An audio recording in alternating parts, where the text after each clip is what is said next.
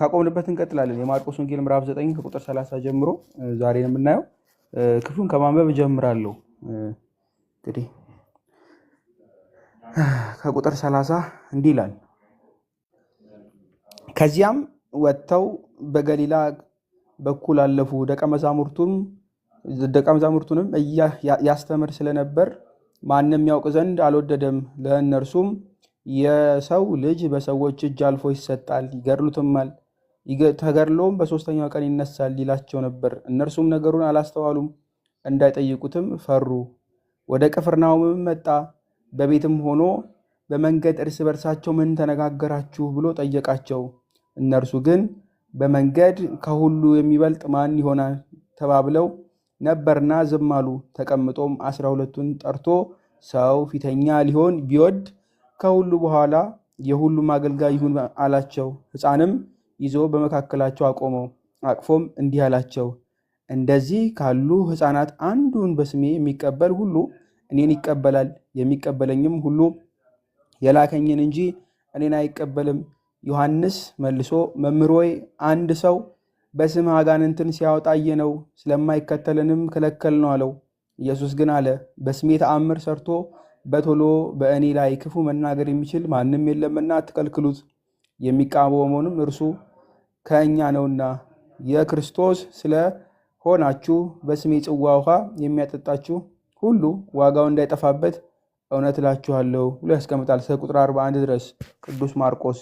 ከቁጥር 30 ጀምሮ ስትመለከቱ ከላይ ጀምሮ ጌታ እየፈወሰ እያስተማረ መጥቷል። አይሁዳውያን በሙሉ ጸሐፍት ፈሪሳውያን ሲከታተሉት ትመለከታላችሁ። የማርቆስ ወንጌል ምዕራፍ 9 ከቁጥር 30 ጀምሮ ጌታ ብዙ ተአምራትን ሲያደርግ ሲፈታተኑት ተአምርን እንዲያሳያቸው ደግሞ ደጋግመው መልሰው ሲጠይቁት ትመለከታላችሁ እና ጌታ በእነሱም አዝኖ ሲሸሽ ትመለከታላችሁ፣ ትቷቸው ሲሄድ፣ እንዲሁም ደግሞ በጥያቄም ሲመላለሳቸው ትመለከታላችሁ። እዚህኛው ጋር ግን በልዩ ሁኔታ ምን ብሎ ነው የሚያስቀምጥ? ኢየሱስ ክርስቶስ ጊዜው መድረሱን የሚያሳውቅበት ሰዓት ነው እና ከዚህም ወጥተው በገሊላ በኩል አለፉ። ደቀ መዛሙርቱም ያስተምር ስለነበር ማንም ያውቅ ዘንድ አልወደደም ብሎ ያስቀምጣል። ማንም ያውቅ ዘንድ ጌታ አልወደደም። ለምን ከተባለ ተአምራትን እየሰራ ድንቅን እያደረገ ትምህርቱም ደግሞ ደስ በሚል ሁኔታ እያስተማረ ነበር። ነገር ግን ጌታ ተአምርን ሲያደርግ አይተው አንድ ጊዜ አይተው ጌታ ኢየሱስ ክርስቶስ እሱ መሲህ የእግዚአብሔር ልጅ መሆኑን አምነው ከመቀበል ይልቅ ጌታ አንድ ጊዜ 5000ዎችን መግቧል። አሁንም ደግሞ 4000ን ሕዝብ እንዲመግብ እንደዛም አድርጎ ግን አሁንም ደግሞ ሌላ ተአምርን ይሹ ነበር። ከተአምር በላይ ሌላ ተአምር፣ ከተአምር በላይ ሌላ ተአምር፣ ከትምህርት በላይ ሌላ ትምህርትን ማብቂያቸው እስከማይታወቅ ድረስ ማለት ነው ጌታን ከእነርሱ ጋር እንዲሆን ይፈልጉ ነበር። ያ ደግሞ ከጌታ አገልግሎት ጋር ከጌታ መምጣት ጋር የሚቃረን ነው። እድሜ ልኩን ከእነርሱ ጋር እንዲውል ተአምርን እያሳያቸው ለመደነቅ ብቻ ነው የፈለጉት። ጌታ ግን የመጣው ሊያድነን ነውና አንዴ አስተምሮ አንዴ አይደለም። በነገራችን ላይ 3 ዓመት በላይ አስተምሯል ጌታ።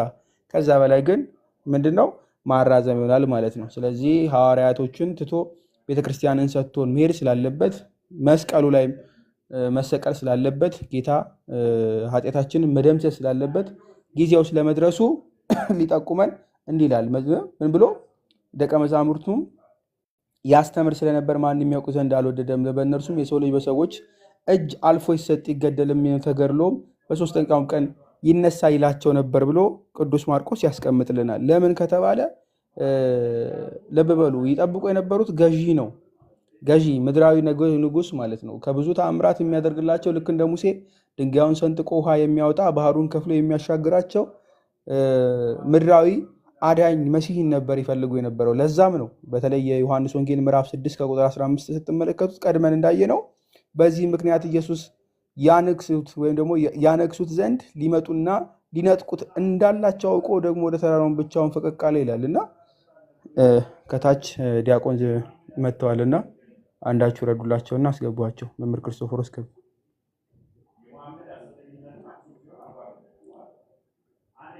መልካም። እሺ፣ በዚህም ምክንያት ልብ በሉ ጌታ ተአምራትን በማድረጉ ምድራዊ ንጉሥ እንዲሆንላቸው ይፈልጉ ነበር። ምድራዊ ንጉሥ ግን የሆነው ምን አይነት ነው?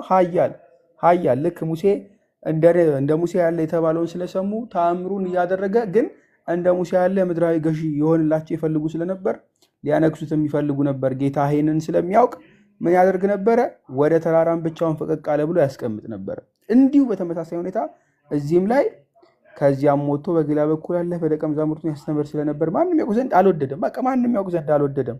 ለምን ከተባለ እነሱ እንዲያነግሱት ምድራዊ ንጉሥን እንጂ ይፈልጉ የነበረው ተአምሩን አይተው ጌታ ኢየሱስ ክርስቶስ አንተ መሲሁ የእግዚአብሔር ልጅ ነህ ከማለት ይልቅ ተአምሩ ይናፍቁ ስለነበረ ነው። ስለዚህ ጌታ መታወቅን ጌታ ምድራዊ ሆነ ልክ እንደ ምድር ላይ እንዳሉ ታዋቂዎች፣ እንደምታዩት ነገስታት፣ እንደምታመልኩ ፖለቲከኞች እንደሁሉ ታውቆ ስሙን አይንቶ የሚፈልግ ወይም ደግሞ ታዋቂ መሆን የሚፈልግ ሳይሆን የዓለማትን የፈጠረ ጌታ እኛ ሊያድን እንደመጣ ለእርሱ ጥቅም ሳይሆን ለእኛ ጥቅም እንደመጣ ስለሚያውቅ እኛም ደግሞ እንድናውቅ ስለሚፈልግ ፈቀቅ አለ ይላል ማለት ነው። እና ከዛም ሸሸ ማለት ነው። ጌታ እንዲከተሉት እንዲያምኑት እንጂ በእርሱ ማመን ብቻ ሳይሆን ምድራዊ ገዢ አድርገው እንዲቀበሉት ወይም ደግሞ እንደ ምድራዊ ንጉሥ በምድር ተቀምጦ ሁሉን ነገር ተአምር እያሳቸው እንዲቀመጡ ልክ እንደ ሰርከስ ሁል ጊዜ የሚዝናኑበት እንዲሆኑ አልፈለግም። ስለዛ ሸሸሽ ወይም ገሸሽ እንዳለ ያስቀምጣል።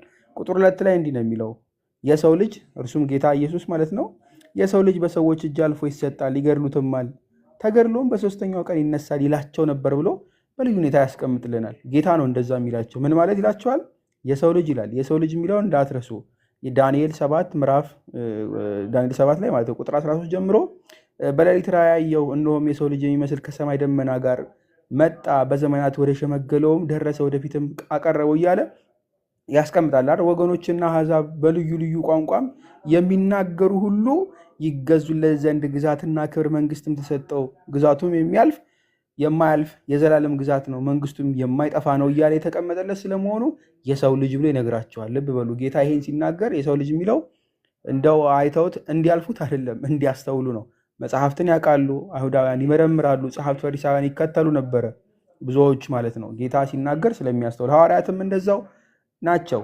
ስለዚህ የሰው ልጅ በሰዎች እጅ አልፎ ይሰጣል አላቸው። አልፎ ይሰጣል በማን? ለሰው ልጅ ማለት ነው። የሰው ልጅ ደብ በሉ ይሄንን ሐዋርያት ሥራ ምዕራፍ 2 ላይ ቁጥር 23 ላይ እንዲያስቀምጥልናል። እርሱም በእግዚአብሔር በተወሰነው ሐሳቡና በቀደመው እውቀቱ ተሰጥቶ በአመፀኞች እጅ ሰቅላችሁ ገደላችሁት ይላል አይደለ? ቀድሞ ሲያለው በምን በእግዚአብሔር በተወሰነው ሐሳብና በቀደመው እውቀቱ ምን ሆነ? ተሰጥቶ። ልብ በሉ እና አሳልፈው ይሰጡታል የሚለውን እግዚአብሔር ቀድሞ ያውቃል እንደሚሰጡት ማለት ነው። አሳልፈው ይሰጣል ብሎ ያስቀምጥልናል። ለምን? ኢሳይያስ 53 ነግሮናል። ቀድሞ በትንቢት የተነገረውን ነው ሐዋርያት መልእክቱ ላይ ቅዱስ ማርቆስ የሚነግረን። ሐዋርያት ሥራ ምዕራፍ 2 ላይም እንደዛው ማርቆስ ማለት የሁለቱም ጸሐፊ ሉቃስ ሐዋርያት ሥራ ሉቃስ የሚጽፍልን ይስማማሉ በሐሳብ ምን ይላል? አልፎ ይሰጣል። ኢሳይያስ 53 ላይ እንዲህ ነው የሚለው እግዚአብሔር በደዌ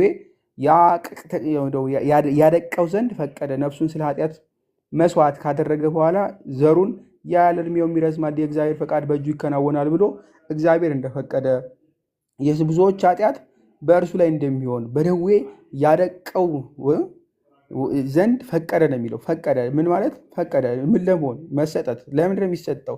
ይገድሉትማል ብሎ ያስቀምጣል። ይገድሉታል። ገድለውት ብቻ ነው አይደለም፣ ኖ ተገድሎም በሶስተኛው ቀን ይነሳል ይላቸው ነበር ብሎ ያስቀምጣል። ልብ በሉ መሰጠቱን ተናገረ፣ እንደሚገድሉትም ማስቀምጥ። ይገድሉታል ብሎ ነው የሚያስቀምጥ። ማን ነው ገዳዩ? አይሁዳውያን እንዲሁም እንዲገደል ፍላጎት ስለነበራቸው እንዳስገደሉትም ማለት ነው። እንደሚገደልም ጌታ አውቆ ማለት ነው። ይነሳልም ሲል ግን ለጌታ ለአምላካችን ይሰጠዋል። ይነሳል፣ እርሱ ድል አድርጎ ይነሳል። በመቼ? ሶስተኛው ቀን። ልብ በሉ በሶስተኛው ቀን ማለት ነው። በግልጽ ነው የሚነግራቸው። ስለዚህ ጌታ አስቀድሞ እኛን ለማዳን እንደሚመጣ የተነገረውን ትንቢት ነገራቸው። ይህ የሚመጣው አካል የሚሞተው እርሱ ጌታ ኢየሱስ ክርስቶስ የሰው ልጅ ተብሎ የተነገረለት የዘላለም ጌታ አምላክ መሆኑንም እንደዛው ጠቆማቸው ማለት ነው። ግን በሚያሳዝን ሁኔታ ላይ ቁጥር 32 እንዲህ ይላል፣ እነርሱም ነገሩን አላስተዋሉም፣ እንዳይጠይቁትም ፈሩ ይላል። እንዳይጠይቁትም ፈሩ ሐዋርያት። ልብ በሉ ቀድሞ በሌላ ቦታ ስትመለከቱ ሉቃስ ለምሳሌ ምዕራፍ 9 ቁጥር 45 ላይ ከእነርሱ የተደበቀ ነገር እንደነበር ይታወቃል አይደለ? እነርሱ ግን ይህንን አላስተዋሉም፣ እንዳይገባቸውም ተሰውሮባቸው ነበር ብሎ ኢሳይያስን የሚጠቅሰው ማለት ነው። አላስተዋሉም፣ እንዳይገባቸው ተሰውሮባቸው ነበረ፣ እንዳይጠይቁትም ፈሩ ነው። ስለዚህ በሙሉ አልተገለጠላቸውም፣ ደንገዝገዝ የሆነባቸው። ስለዚህ እንዳይጠይቁት ፈርተዋል። ተሰውሮባቸዋል። ደግሞ መንፈሳዊ ልባቸው አይናቸው ስለተሸፈነባቸው ለመጠየቅ ሁሉ እስከሚጨነቁ ድረስ ማለት ነው። ልብ በሉ። ቀድሞ ምዕራፍ 1 ምዕራፍ 2 ምዕራፍ ወደኋላ መለስ ብለን ብንመለከት ጌታ በደብረ ታቦር ሲገለጥ አይተዋል አይደለ? በተለይ ዮሐንስ አፈወርቅ ለዚህ ክፍሉ ላይ ማለት ነው የማቴዎስ ወንጌል ላይ ምዕራፍ ታገኙታላችሁ። ሆሙሌ 58 ላይ ጌታ ልብ በሉ ይህን ክፍል ሲያስቀምጥ ማለት ነው እንዳይጠይቁትም ፈሩ ወይም እነርሱን ነገሩን አላስተዋሉ የሚለው ሙሴና ኤልያስ ተገልጠው በተራራ ጌታ ከመለኮታዊ ብርሃኑ ፈንጥቆባቸው ሲመለከቱ ወይም ደግሞ ሲያበራ ማይተው በታላቅ ድምፅ እግዚአብሔር አብ ከላይ ሲመሰክር ከሰማይ ሲመሰክር ማይተው እንደዛ እንዳልመሰከሩ በተለይ ጴጥሮስ ስለ ጌታ ለአንተ ለኤልያስ እንዲሁም ለሙሴ ቤት እንስራ ብሎ ዳስ እንስራ ብሎ ተናግሮ ከእነርሱ ጋር መሆን ፈልጎ እንዳልተናገረ ጌታም ደግሞ ሁሉን ክብሩን ገልጦላቸው እግዚአብሔር አብ ሲመሰክርለት እንዳላዩ 5000 ሕዝብ ሲመግብ እንዳላዩ ከዛም በኋላ ደግሞ 4000ንም ሕዝብ ሲመግብ ከዛ የሙታንንም ሲያስነሳ ያውም ደግሞ 4 ቀን የቆየውን ሙታን ሲያስነሳ የታመሙትን ሲፈውስ አይተው ማንነቱን እንኳን ሳያውቁ አሁንም እንደዛው ነገሩን አላስተዋሉም ብሎ ያስቀምጣል። ቃል ተሰውሮባቸው ነበረ። ብዙ ነገር አድርጎ ስለ ጌታ ስቅለት መሰጠቱን መሰቀሉና መነሰቱን እስቲል አሁንም አላስተዋሉትም። በትንቢት የተነገረው እርሱ ጌታ አምላክ ኢየሱስ ክርስቶስ ስለመሆኑ አሁንም ገና አላወቁም ነበር ነው የሚለው። አሁንም ልብ በሉ። እነሱ ይጠብቁት የነበሩት ጌታ ምድራዊ ጌታ ስለነበረ ይነግስ የሚፈልጉት ልክ እንደ ሙሴ ተአምርን እያደረገ ስለነበረ አገልጋይ የሆነ ባሪያ ሆኖ መጥቶ እኛን ከወደቅንበት ዝቅ ብሎ እሱ መጥቶ እኛ ካለንበት መቀመቅ ወርዶ እኛን ከፍ ሊያደርገን የመጣ ጌታ አገልጋይ ሊያገለግለን የመጣ ሊሞት የመጣ ጌታ መሲህ ስለማይጠብቁ ልብ በሉ አላስተዋሉም ብሎ ያስቀምጣል። ይህ መጽሐፍትን አለማወቃቸውን ይህ ሊመጣ የሚችለውን ወደፊት የተነገረለትን ትንቢት በደንብ ስላላስተዋሉ ማለት ነው። አይናቸው ታውሮ ነበር። ኢሳያስ በግልጽ ስላስቀመጠው አልተረዱም። ልብ በሉ አልተረዱም። ከመለኮታዊ ብርሃኑ ፈነጠቀባቸው ተብሏል አይደል? ብልጭ አደረገላቸው። እንደዛ ተገልጦላቸው ክብሩን አይተው ነጭ ሆኖ ተመልክተውት አሁንም እግዚአብሔር እርሱ ማን እንደሆነ አልተረዱም ነበር፣ አላስተዋሉም ይላል። እንዳይጠይቁትም ፈሩ ይላል። መፍራታቸው ምን አይነት መፍራት ነው ከተባለ ቅዱስ ዮሐንስ አፈወርቅ በዚሁ ላይ እዚሁ ክፍሉ ላይ በደንብ ነው የሚያብራራው። ፈሩ የተባለው ከምን አንጻር ነው ወይም ደግሞ አላስተዋሉም ብሎ ያስቀመጠው ከምን አንጻር ነው ሲል አለማስተዋላቸውና መፍራታቸውን አንድ ላይ ያደርገውና በተለይ አለማስተዋላቸውን እንደው ኢግኖራንት ሆነው ሳይሆን ልብ በሉ ሙሉ በሙሉ ሳይገለጥላቸው ስለገለጥ ነው። ቀስ እያለ የጌታ መገለጥ ቀስ እያለ በጊዜ ሂደት ውስጥ የተገለጠላቸው ነው እንጂ እንደው በአንዴ ለመያዝ ይከብዳቸው ነበር ይላል። ልክ ጌታ ትንሣኤ ላይ ሞትን ድል አድርጎ እስከሚነሳ ድረስ ሙሉ በሙሉ አእምሯቸው የመቀበል አቅሙ ገና ነበረ። መንፈስ ቅዱስ መጥቶ እስከሚያበረታቸው ድረስ ይህ ጌታ ኢየሱስ ክርስቶስ እርሱ አዳኛችን መሲህ ልብ በሉ የእግዚአብሔር ልጅ ስለመሆኑ መሃል አገም ጠቀም ያሉ እያሉ ግራ እስከሚጋቡ ነበር። ለዛ ነው አላስተዋሉም ብሎ ያስቀመጡት ይለናል። ለዛ ነው ልብ በሉ እንዳይጠይቁትም ፈሩ ይላል። መፍራቱን እንደውም በነገራችን ላይ ይሄ ከመጨነቅ ከምናምን ጋር አይደለም የሚያስቀምጠው፣ ከግሪፍ ጋር ነው፣ ሀዘን ባለበት ነው ፈሩ ብሎ የሚያስቀምጠው እና ካለማመን ሳይሆን ሙሉ በሙሉ ባለመሆኑ ነው መረዳታቸው ብሎ ነው የሚያስቀምጠው ቅዱስ ዮሐንስ አፈወርቅ። ሙሉ በሙሉ ኮምፕሊት የሆነ አንደርስታንዲንግ ስላልነበራቸው ትንሽም ቢሆን መፍራት ግሪፍ ነበረችባቸው ብሎ ያስቀምጣል። እና ልብ በሉ ጌታ እንደሚሰቃይ ወይም ደግሞ ስለኛ መከራ እንደሚያይ በመከራውም ደግሞ እንዲሁም በመስቀሉ ደግሞ እንደሚነግስ ልብ በሉ የጌታ መንገሻ የጌታ ልብ በሉ ትሮኑ መስቀሉ እንደሆነ አላስተዋሉም ነበረ። አላስተዋሉም። ቢያስተውሉ ማን እንደሆነ በተረዱ ነበረ። ይቀጥልና ቁጥር 33 ላይ እንዲህ ይለናል ቅዱስ ማርቆስ፣ ወደ ቅፍርናሆም መጣ፣ በቤትም ሆኖ በመንገድ እርስ በርሳችሁ ምን ተነጋገራችሁ ብሎ ጠየቃቸው ይላል። ልብ በሉ ወደ ቅፍርናሆም መጣ፣ በቤትም ሆኖ በመንገድ እርስ በርሳችሁ ምን ተነጋገራችሁ። ሐዋርያት በመንገድ ሆነው ሲነጋገሩ እንዳለ ጌታ ኢየሱስ ክርስቶስ ያውቃል። ምን እንደተነጋገሩም ተረድቷል። ልብ በሉ ሳያውቅ ቀርቶ አይደለም የሚጠይቃቸው፣ ያውቃል። በተለይ ዮሐንስ ወንጌል ምዕራፍ 2 ከቁጥር 25 ላይ ስትመለከቱ ነገር ግን ኢየሱስ ሰዎችን ሁሉ ያውቅ ነበር፣ ስለ ሰውም ማንም ሊመሰክር ያስፈልገው ነበርና አይተማመናቸውም ነበር ካለ በኋላ ራሱ በሰው ያለውን ያውቅ ነበር ብሎ ያስቀምጣል። ጌታ ኢየሱስ ክርስቶስ ራሱ በሰው ያለውን ያውቅ ነበር። ስለዚህ የማያውቅ አምላክ ጌታ አይደለም ያለን፣ ያውቅ ነበር። ነገር ግን ልብ በሉ ጠየቃቸው ይላል። ይሄ መጠየቅ እንዴት ነው? አዳም ወዴት አለ ያለ ጌታ ስለመሆኑ ሲያጠይቅ መሆኑ እንዳትረሱ። ምን ያላቸው? በመንገድ እርስ በራሳችሁ ምን ተነጋገራችሁ? ይህ ጥያቄ እንደሚያውቅ ግልጥ ነው የሚያደርገው። ልብ በሉ በመንገድ ሳላችሁ ምን ተነጋገራችሁ? አንደኛ በመንገድ እንደነበሩ ያውቃል። በመንገድ ሳሉ ብቻ መሄዳቸው መነጋገራቸው ብቻ ስለ ንግግራቸውም ስለሚያውቁ ምን ተነጋገራችሁ ብሎ የሚጠይቀው ይህ በእነርሱ ውስጥ የተደበቀውን ጌታ ይገልጥ ዘንድ ሊያስተምራቸው ማለት ነው። ዲያሌክቲክ ይባላል። እነሱ ማስተማሪያውን ዘንድ ጠየቃቸው። ጌታ ሁሉን የሚያውቅ ገዥ እንደሆነ ግን የታመነ ነው። እነሱ ምን እንደሚመልሱ ትመለከታላችሁ። ምን ይላሉ መሰላችሁ? በመንገድ ስለ ጌታ ብዙ ነገር ተነጋግረዋል። በተለይ ከታች ዝቅ በደንብ ስለሚያብራራው ማለት ነው። ምድራዊ ገዢ፣ ምድራዊ መሲህ ተአምረን እያደረገላቸው በምድር በጣም ደስ እያላቸው ከሰማይ መናን እያወረደ በምድር ደግሞ ሊያጠቋቸው የመጡትን በሙሉ እየደመሰሰ የሚያልፍ መሲህን ነበር የሚጠብቁት። በዛም ምክንያት በመንገድ ሆነው ይነጋገሩ ነበር። ይህ ንግግር የምትመለከቱት የማቴዎስ ወንጌል ላይ በእርግጥ ያስቀምጥልናል። ስለነ ያዕቆብ ስለነ ዮሐንስ ያስቀምጥ ማለት ነው። በግራና በቀኝ ጌታን አብረን እንሁን መሰቀልን ሳይሆን ከአንተ ጋር እንድንነግስ እንፈልጋለን ሲሉ በመስቀሉ እንደሆነ ስላላወቁ ጌታ የምትጠይቁትን ታውቁታላችሁን ያላቸውን አስታውሱ። እናታቸውን መልሳ ጠይቃ ነበረ። ቀድማ ማን እንደሆነች ማለት ነው ታውቃላችሁ፣ እናታቸው ነች። በግራና በቀኝ ከጌታ ጋር ይነግሱ ወይም ደግሞ ይንገሱ ብላ ጠይቃ ነበረ። ይህ ንግስና ምን አይነት ነው? በምድር እንዳለ አይነት ንጉስና ስለሆነ የምትጠብቀው ከጌታ ዘንድ እንዲነግሱ ፈልጋ ጠይቃ ነበር። እነሱም እንደዛው ጠይቀዋል። ሐዋርያቱም ሰምተዋል። ልብ በሉ ሐዋርያቱም ሰምተዋል። ስለዚህ በመንገድ ሲነጋገሩ ብዙ ነገር አውርተዋል። እንዲህ ይላል ቁጥር 34 እነርሱ ግን በመንገድ ከሁሉ የሚበልጥ ማን ይሆን ተባብለው ነበርና ዝም አሉ ይላል። በመንገድ ሆነው ከሁሉ ይበልጥ ማን ነበር ብለው ዝም አሉ ያሉትን ልብ በሉ። እሺ ከሁሉ የሚበልጥ ማን ይሆን?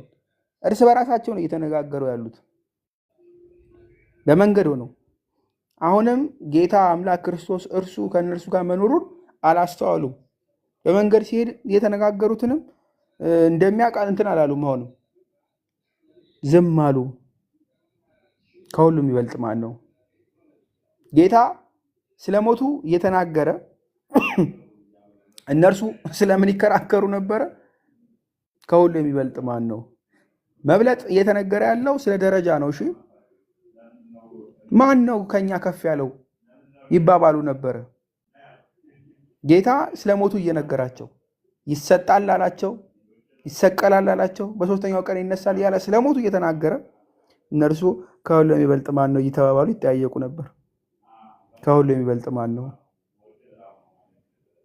እሱ ራሱን እኛ አሳልፎ ሊሰጥ ወደ ምድር መጥቶ ከድንግል ማርያም ተወልዶ ወደ መስቀል እያመራ እነርሱ ራሳቸውን ግን ከፍ ከፍ ለማድረግ ማለት ነው። ከፍ ያለው ማን ነው? የሚበልጠው ማን ነው ይባባላሉ።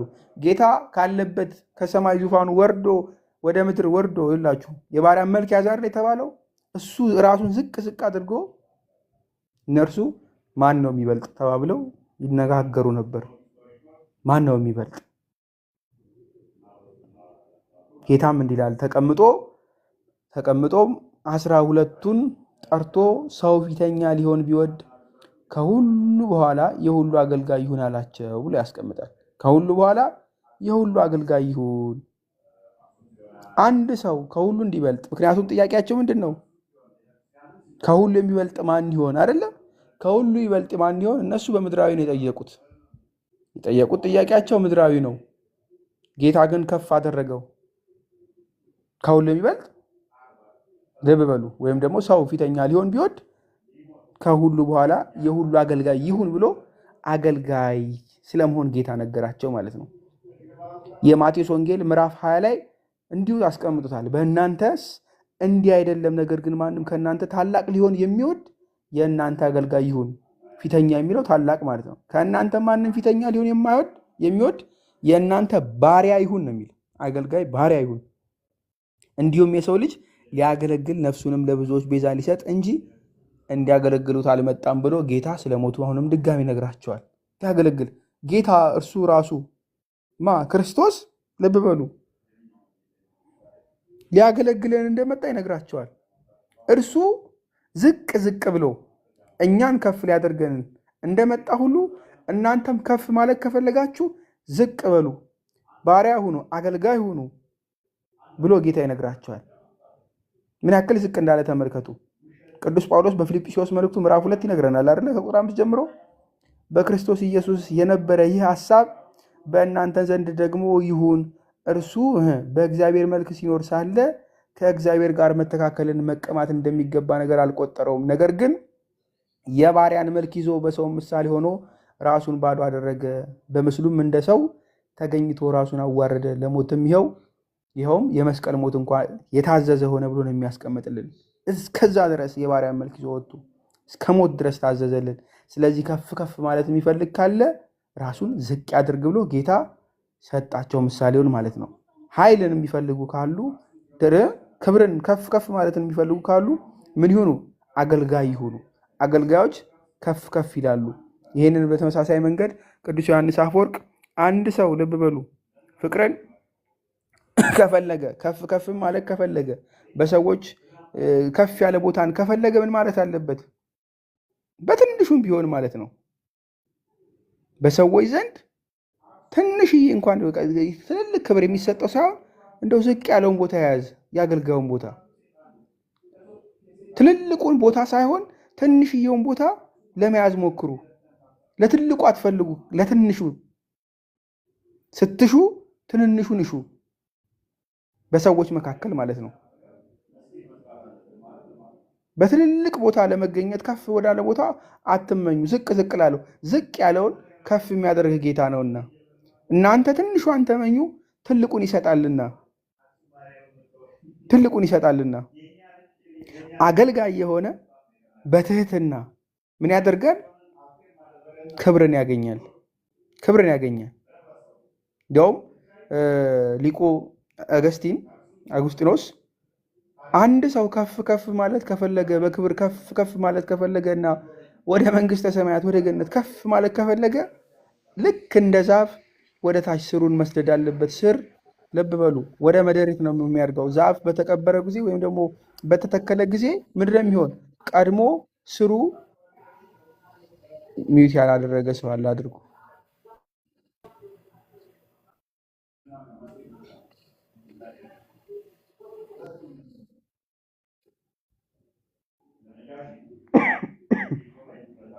ልክ እንደ ዛፍ ማለት ነው። ይቅርታ፣ ልክ እንደ ዛፍ መተከል የሚፈልግ ይህ ዛፍ ቅርንጫፉ ከፍ ከፍ ብሎ ወደ ሰማይ እንደሚያድግ ሁሉ ቀድሞ ግን ልብ በሉ ብራንቹ ከፍ ብሎ ወይም ቅርንጫፉ ከፍ ብሎ ፍሬ ከማፍራቱ ወደ ላይ ከፍ ከፍ ወደ ሰማይ ከማለቱ በፊት ቀድሞ ስሩ ነው ወደ ምድር የሚሰደው። ወደ ምድር መስደዱ ወይም ደግሞ ወደ ታች መግባቱ ትህትና ልብ ለእኛ ምሳሌ ሆነን የሚለው ልብ በሉ። ዛፍ እንኳን ከፍ ከፍ ለማለት ስሩን የሚሰደው ወዴት ነው? ወደ መሬት። ዝቅ ዝቅ ይላል። ዝቅ ዝቅ ያለ ስሩንም ወደ ታች መሬት በትህትና ዘርግቶ ወደ መሬት ቁጭ ያደረገ ወይ ደግሞ ያስገባ ወደ ሰማይ ከፍ ከፍ ጌታ ያደርገዋል፣ ከፍ ከፍ ያደርገዋል። ስለዚህ በትህትና ዝቅ ዝቅ ያሉትን ልክ ዛፍ ስሩ ወደ ምድር እንደሚሰዱሉ መጨረሻ ላይም ደግሞ ጌታ ሲያከብር ከፍ ከፍ ያደርገው ስሩ በደንብ በሰደደ ወደ መሬት ዝቅ ባለ ቁጥር ዛፉም ተመሳሳይ መንገድ ነው። ስሩ በደንብ ያልጠለቀ ዛፍ ወደ ላይ ምን ከፍ ከፍ ቢል ባላንስ አያደርግም። ልብ በሉ ወደ ምድር ስሩ በሰደደበት ልክ ነው ወደ ሰማይም ብራንቾቹ ከፍ የሚሉት ወይም ደግሞ ቅርንጫፉ ማለት ነው። ዛፉ የመጨረሻው ከፍታ ወደ ላይ የሚወሰነው ምን ያክል ነው? ከፍታው የሚለው ወደ ምድር በምን ያክል ጠልቋል በሚለው ነው። ስለዚህ ወደ ምድር እኛም ልብ በሉ ልክ እንደ ስር ወደ ምድር ተቀበሩ አይደለም፣ ወደ አፈር ውስጥ በትህትና ግን ዝቅ ዝቅ በሉ። አገልጋይ ሁኑ። ራሱን ዝቅ ዝቅ የሚያደርግ ልክ እንደ ጌታ ማለት ነው። እርሱ የባሪያን መልክ ለመያዝ ያላፈረ እሱ እስከ መስቀል ሞት ድረስ ከታዘዘ እኛ ስለ ወንድሞቻችን ስለ ክርስቲያኖች ስለ ቤተ ክርስቲያን ስለ ወንድሞቻችን በታዛዥነት ዝቅ ዝቅ በማድረግ ፍሬያችን ከፍ ከፍ እንዲልና ልክ እንደ ዛፉ ብራንች ወደ ሰማይ እንድናድግ ራሳችን ትሑት እናድርግ ብሎ ያስቀምጥልናል። ሊቀ አገስቲን ማለት ነው። ልክ እንደ ቅዱስ ዮሐንስ አፈወርቅ አባቶች በዚህ ላይ ስምምነት ነው ያላቸው። በአንድ ማለት ነው። በአንድ ሁሉም ነው የምላችሁ ሁሉም። በተለይ ቅዱስ ጎርጎርዮስ የኒሳው ምን ያህል መሰላችሁ?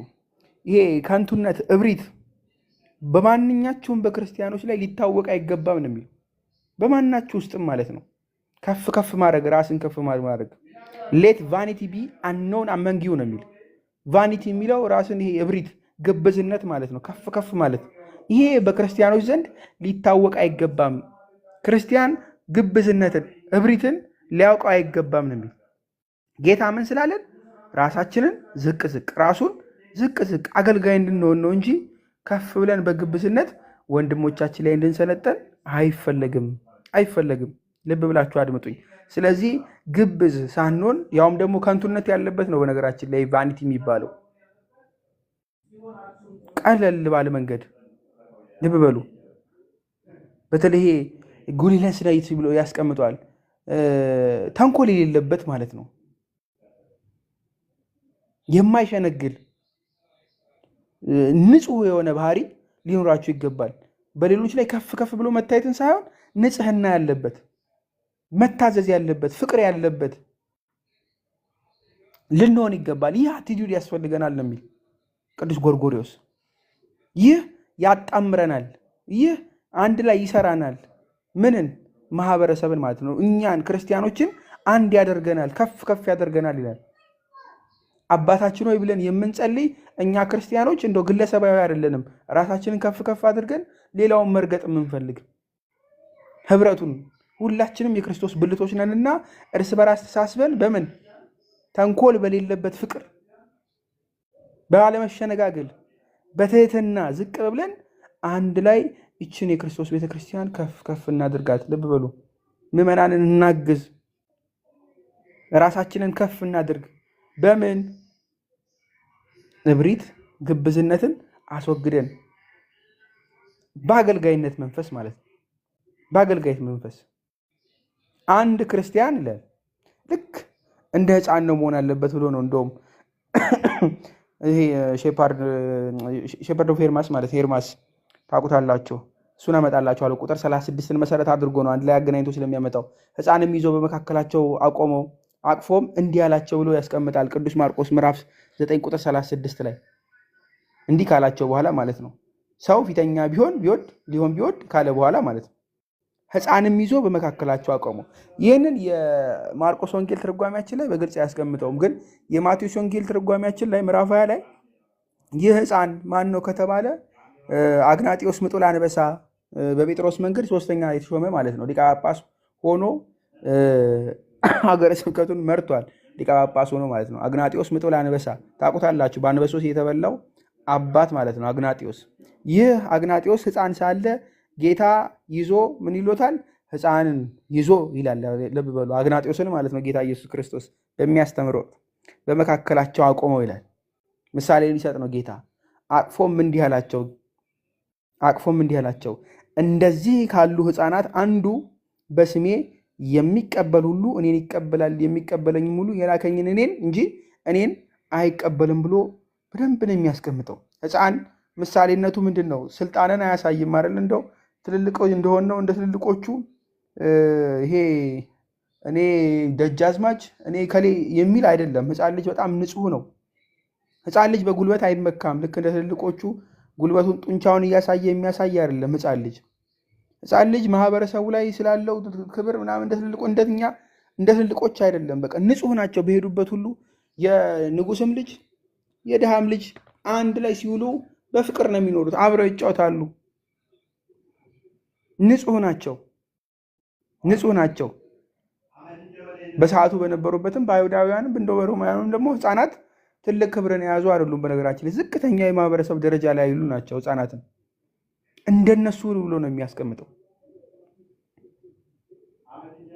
ይህንን አስታውሶ ቅዱስ ዮሐንስ አፈወርቅ ምን ያህል መሰላችሁ? ይሄ ሎስት የሚባለው አለ አይደለ? ፕሌስ ላስት ፕሌስ፣ እሱ ግን እዛ ላይ ውደቁ ነው የሚል። መውደድን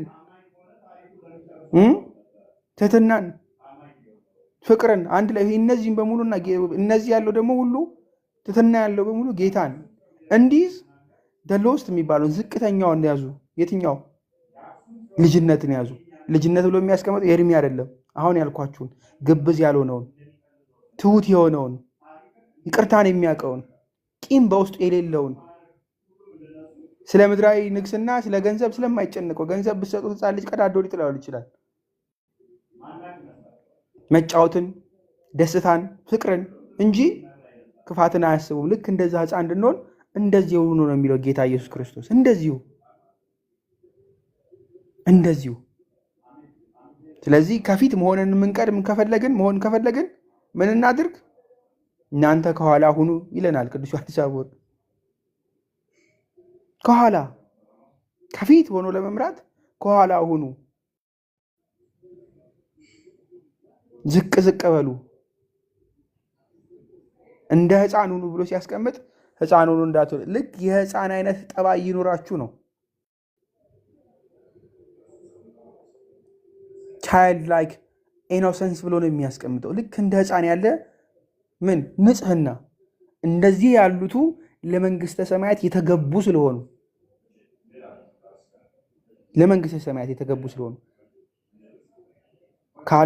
እንደዚህ ካሉ ሕፃናት አንዱን በስም የሚቀበል ነው የሚለው። እንደነዚህ ሕፃናት ሲል ትልልቆቹ እንደሆነ ልብ በሉ። የሕፃናን ባህሪ የያዙን ማለት ነው።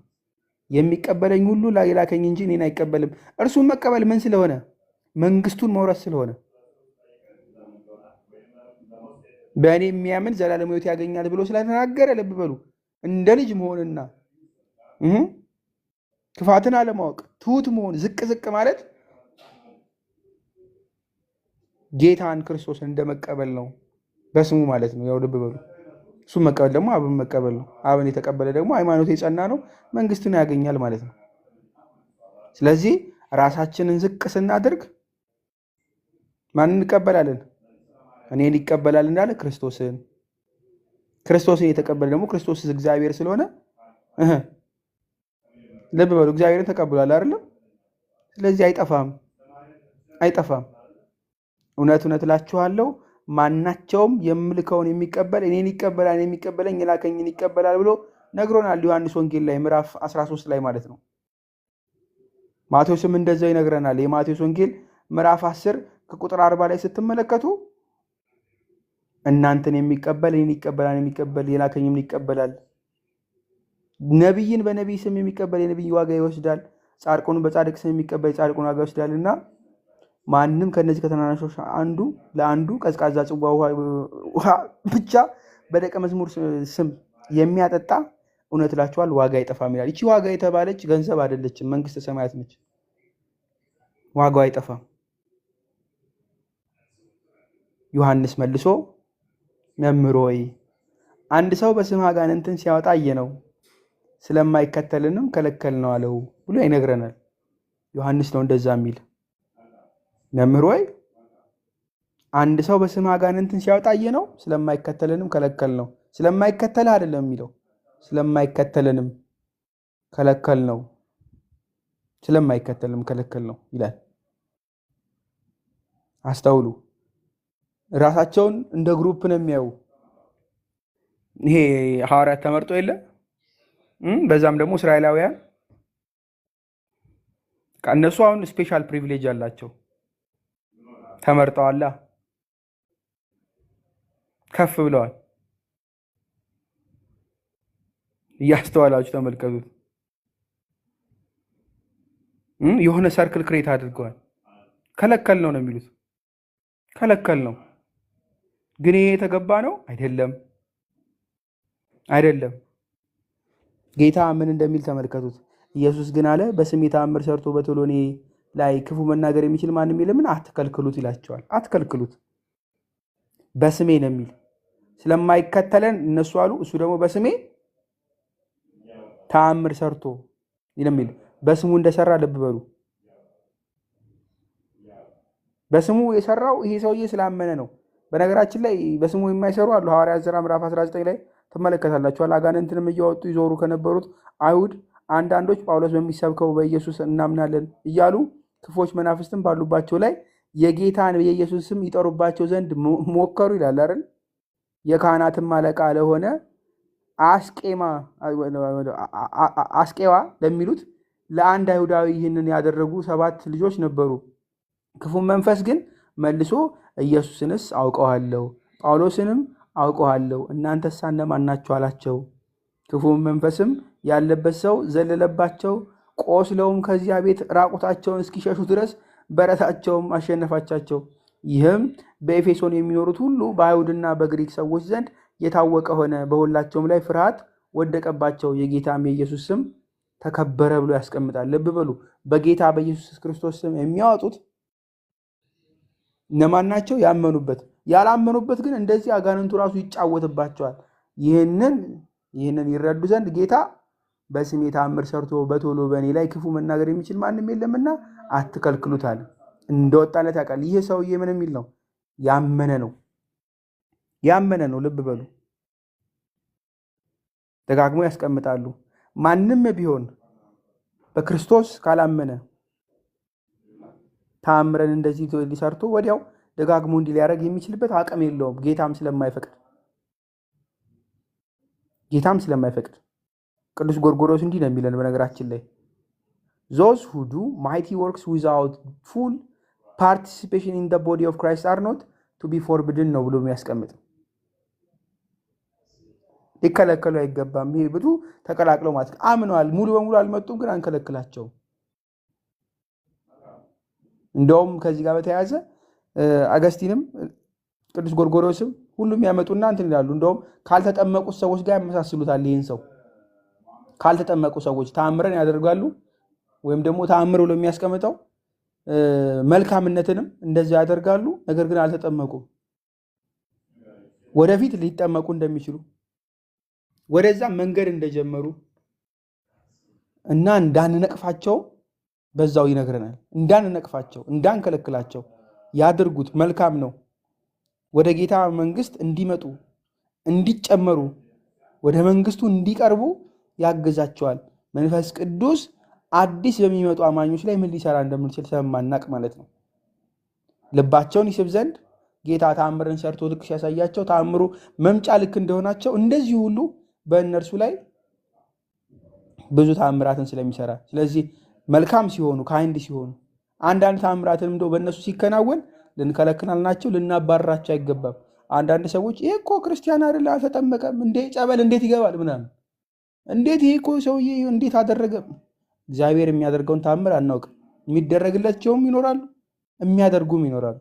ያ ማድረጋቸው ጌታን ስም ጠርተው ማድረጋቸው ስለ ስሙ ተአምር እንዲያውቁ እንዲረዱ ያደርጋቸዋልና አትከልክሏቸው ይላል። ከክፋት አንጻር ስላልሆነ ማለት ከክፋት አንጻር ከሆነና ልክ እዚህ ሐዋርያት ሥራ ምዕራፍ 19 እንዳሉት ከሆኑት ግን አጋንንቱ ሁሉ ምን ይላቸዋል? መንፈስ ቅዱስ አልፈቀደምና ይጫወትባቸዋል። ስለዚህ አንድ ሰው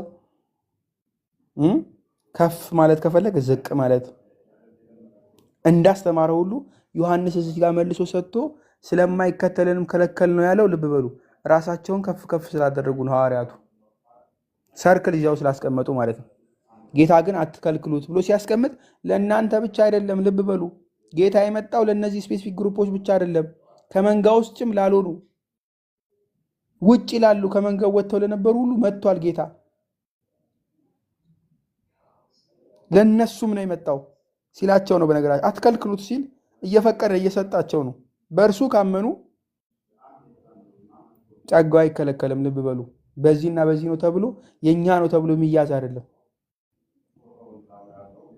ብዙዎች ይኖራሉ ምናልባት ለመጠመቅ ቦታ ያላገኙ፣ ሀገሩ ያልተመቻቸላቸው፣ በመልካም ስራ በስሙ አምነው ብዙዎች የሚጠባበቁ አንዳንድ አረብ ሀገራት ልክ እንደ ሳውዲ እግዚአብሔር ስለሚሰራው ተአምር አናውቅም። አትከልክሉ። ከክፋት እስካልሆነ በልባቸው እስካምነው ከልብ በደንብ አምነው አልመቻች ብሏቸው ያሉ ሰዎች ሊሆኑ ስለሚችሉ ማለት የማይቃወመንም እርሱ ከኛ ጋር ነውና ብሎ ነው የሚያስቀምጥ። የማይቃወመን ተቃዋሚ ከሆነ ችግር አለ። ልብ በሉ፣ የማይቃወመን እርሱ ከኛ ጋር ነው የሚል ጌታ። ከኔ ጋር ያልሆነ ይቃወመኛል፣ ከኔ ጋርም የማያከማች ይበትናል ወይ ደግሞ ይበትናል ብሎ ነው ያስቀመጠው አይደለ? የማቴዎስ ወንጌል ምዕራፍ 12 ቁጥር 30 ላይ ከእርሱ ጋር ከሆነ አንቃወምም። ልብ በሉ። ከጌታ ጋር ያልሆነ ነው ጌታን የሚቃወመው። ጌታን አንድ ላይ አድርጎ አብሮ ከጌታ ጋር የማይሰራ ይበተንበታል።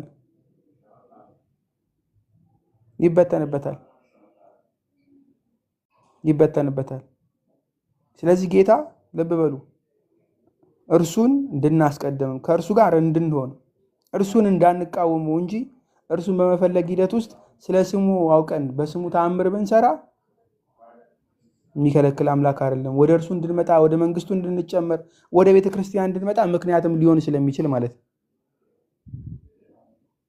ስለዚህ አትከልክሏቸው ብሎ ያስቀምጣል ማለት ነው። አትከልክሉ። ቁጥር 41 ላይ በልዩ ሁኔታ በእርግጥ ንጽጽር አድርጎ ያመጣላቸዋል ጌታ። መምህር ሄዱበታል። ላንብብላችሁ።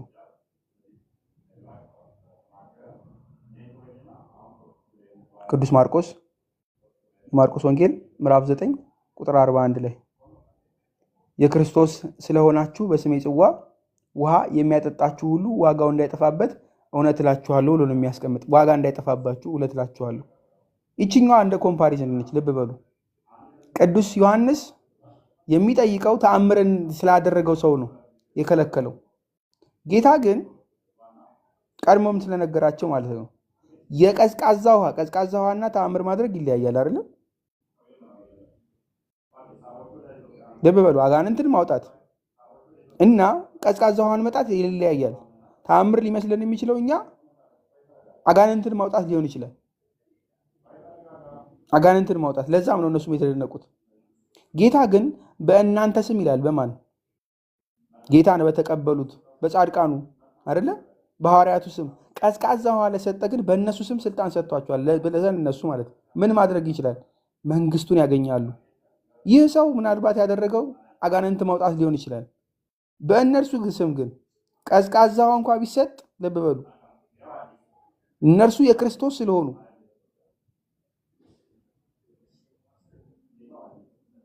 ልብ በሉ ለእነርሱ እንኳ ባይሰጥ አይጠፋበትም።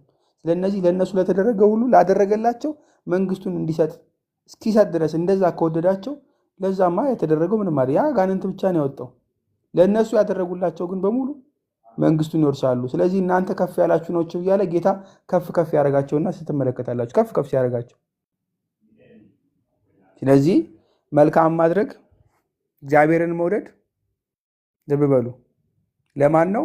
ለሚከተሉት በስሙ ለሚቀበሉት እርሱ መሲህ እንደሆነ አምነው እርሱ ሊሰቀልም ልብ በሉ እንዲሁም ሊነሳ ያለ የተነሳም መሆኑን አምነው ለሚቀበሉት ለክርስቲያኖች ብቻ እንዲሆን ነው። ከዛ ውጭ ላሉት ግን አይሆንም።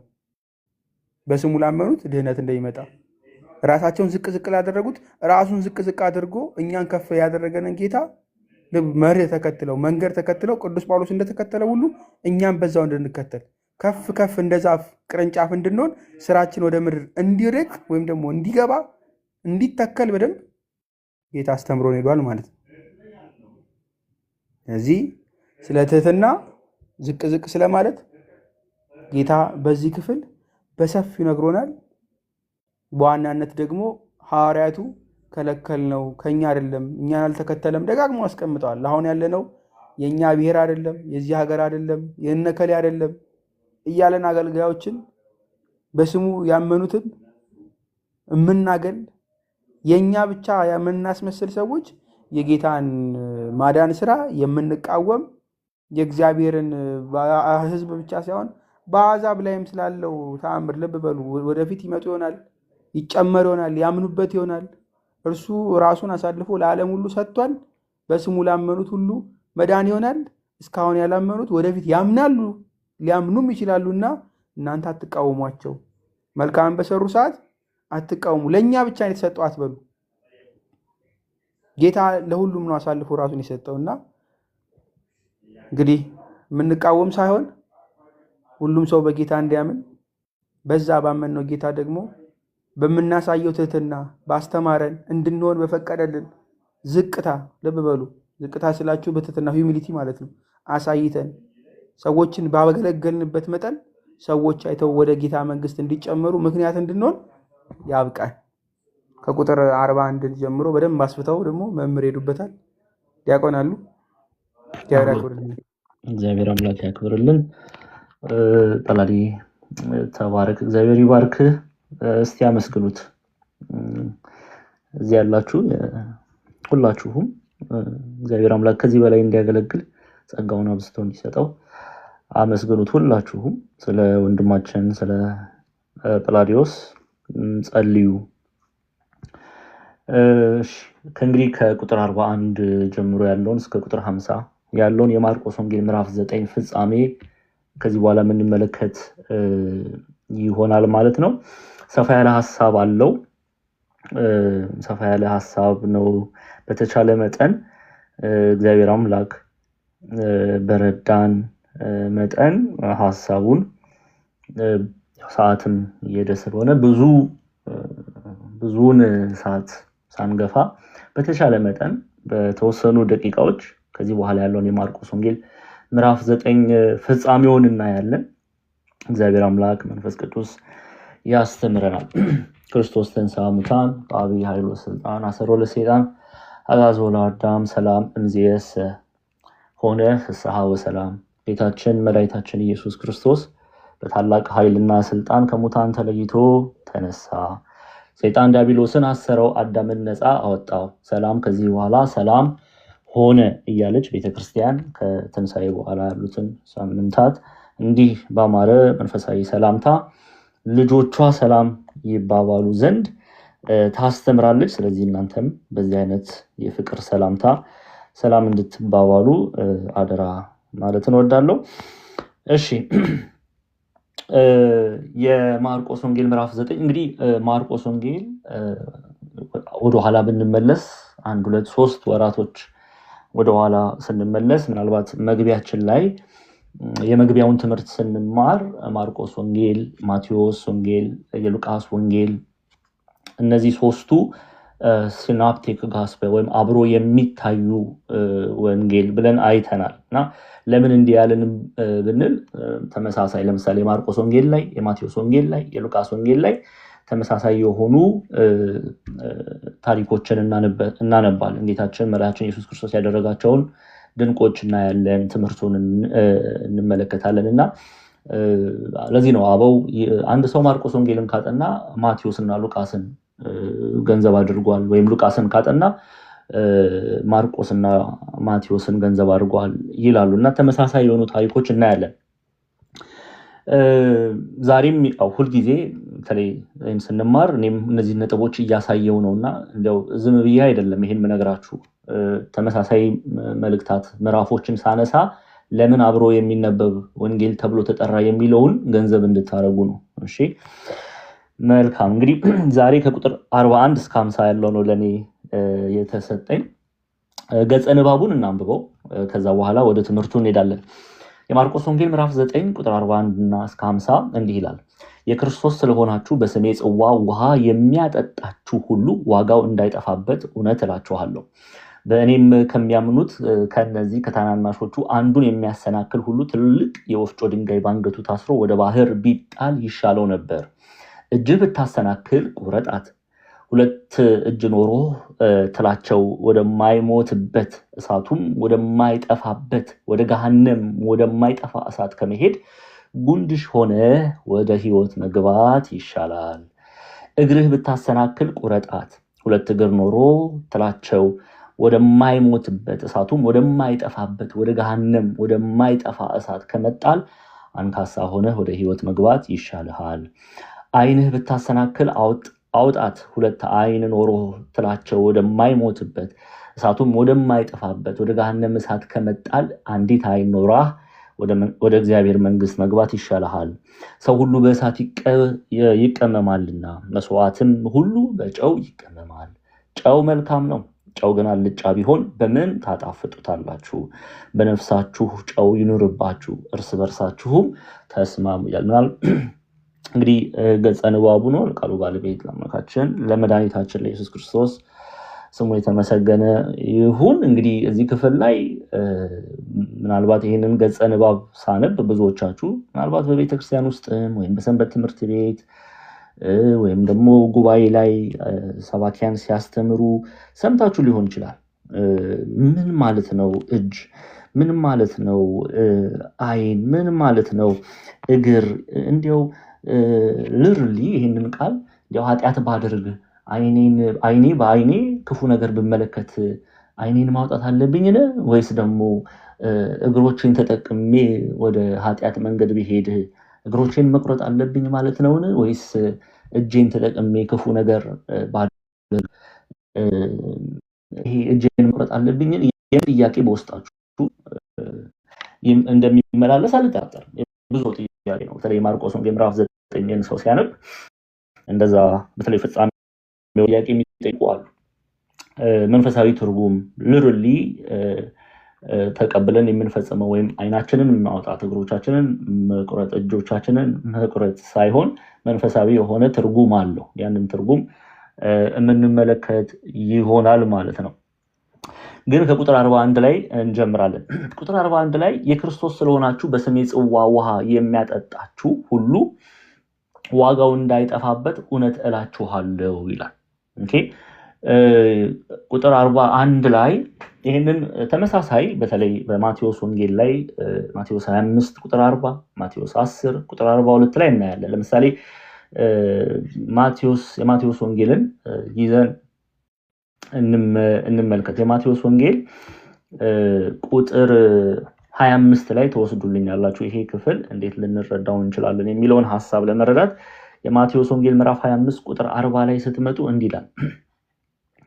ንጉሱም መልሶ እውነት እላችኋለሁ ከሁሉ ከሚያንሱት ከነዚህ ወንድሞቼ ለአንዱስ እንኳን ስላደረጋችሁት እኔ ያደረጋችሁት ይላቸዋል። እንግዲህ ይሄ ጌታችን መድኃኒታችን ኢየሱስ ክርስቶስ በትንሣኤ ዘጉባኤ በፍርድ ሰዓት ለጻድቃን እና ለኃጥአንን ተርቤ አላበላችሁኝም፣ ተጠምቼ አላጠጣችሁኝም፣ ታስሬ አልጠየቃችሁኝም፣ ታርዤ አላለበሳችሁኝም ብሎ ክርስቶስን በቤታቸው ስላልተቀበሉት ፍርድን ሲሰጣቸው፣ ለጻድቃን ደግሞ ሲፈርድላቸው፣ የፍቅርን ፍርድ ሲፈርድላቸው ኑ የአባቴ ብሩካን ዓለም ከተፈጠረ ጊዜ ጀምሮ የተዘጋጀላችሁን የእግዚአብሔር መንግስት ውረሱ ብሎ ያንን የፍቅር ፍርድ ሲያላብሳቸው የምናይበት ክፍል ነው። እንዲህ ብሎ ይጀምራል። በተለይ ቁጥር 34 ላይ ሙሉን አውዱን ለመያዝ ከቁጥር 34 ጀምሬ ብጀምር ሐሴት አደርጋለሁ። ንጉስ የሚለው ንጉሱ ብሎ የሚጀምረው ጌታችን መድኃኒታችን ኢየሱስ ክርስቶስ ነው። ንጉሱም በቀኙ ያሉትን እንዲህ ይላቸዋል፣ እናንተ የአባቴ ብሩካን ኑ ዓለም ከተፈጠረ ጊዜ ጀምሮ የተዘጋጀላችሁን መንግስት ውረሱ። ተርቤ አብልታችሁኛልና፣ ተጠምቼ አጠጥታችሁኛልና፣ እንግዳ ሆኜ ተቀብላችሁኛልና፣ ታርዤ አልበሳችሁኛልና፣ ታምሜ ጠይቃችሁኛልና፣ ታስሬ ወደ እኔ መጥታችኋልና። ይህንን ቃል የሚናገረው ጌታችን ለጻድቃን ነው። ይሄ ጻድቃንም መልሰው ይሉታል፣ ጌታ ሆይ፣ በደንብ አድርጋችሁ ስሙ ክርስቲያኖች፣ ተርበህ አይተን መቼ አበላን? ወይስ ተጠምተህ አይተን መቼ አጠጣን? እንግዳ ሆነ አይተን መቼ ተቀበልንህ? ወይስ ታርዘህ አይተን መቼ አለበስንህ? ወይስ ታመህ ወይስ ታስረህ አይተን መቼ ወደ አንተ መጣን? ይሉታል።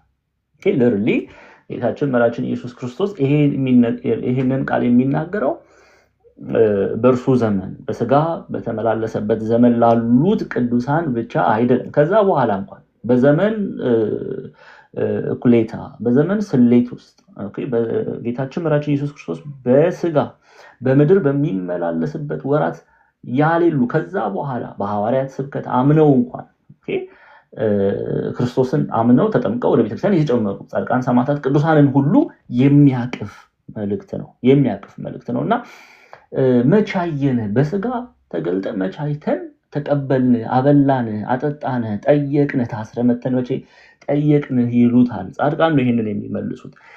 አሁን የማርቆስ ወንጌል ምዕራፍ 9 ቁጥር 41 ለመረዳት የክርስቶስ ኢየሱስ በስም አጠራሩ ክብር ምስጋና ይግባውና መልስን ማስተዋል ያስፈልጋል። ምን እንደሚላቸው ስሙ።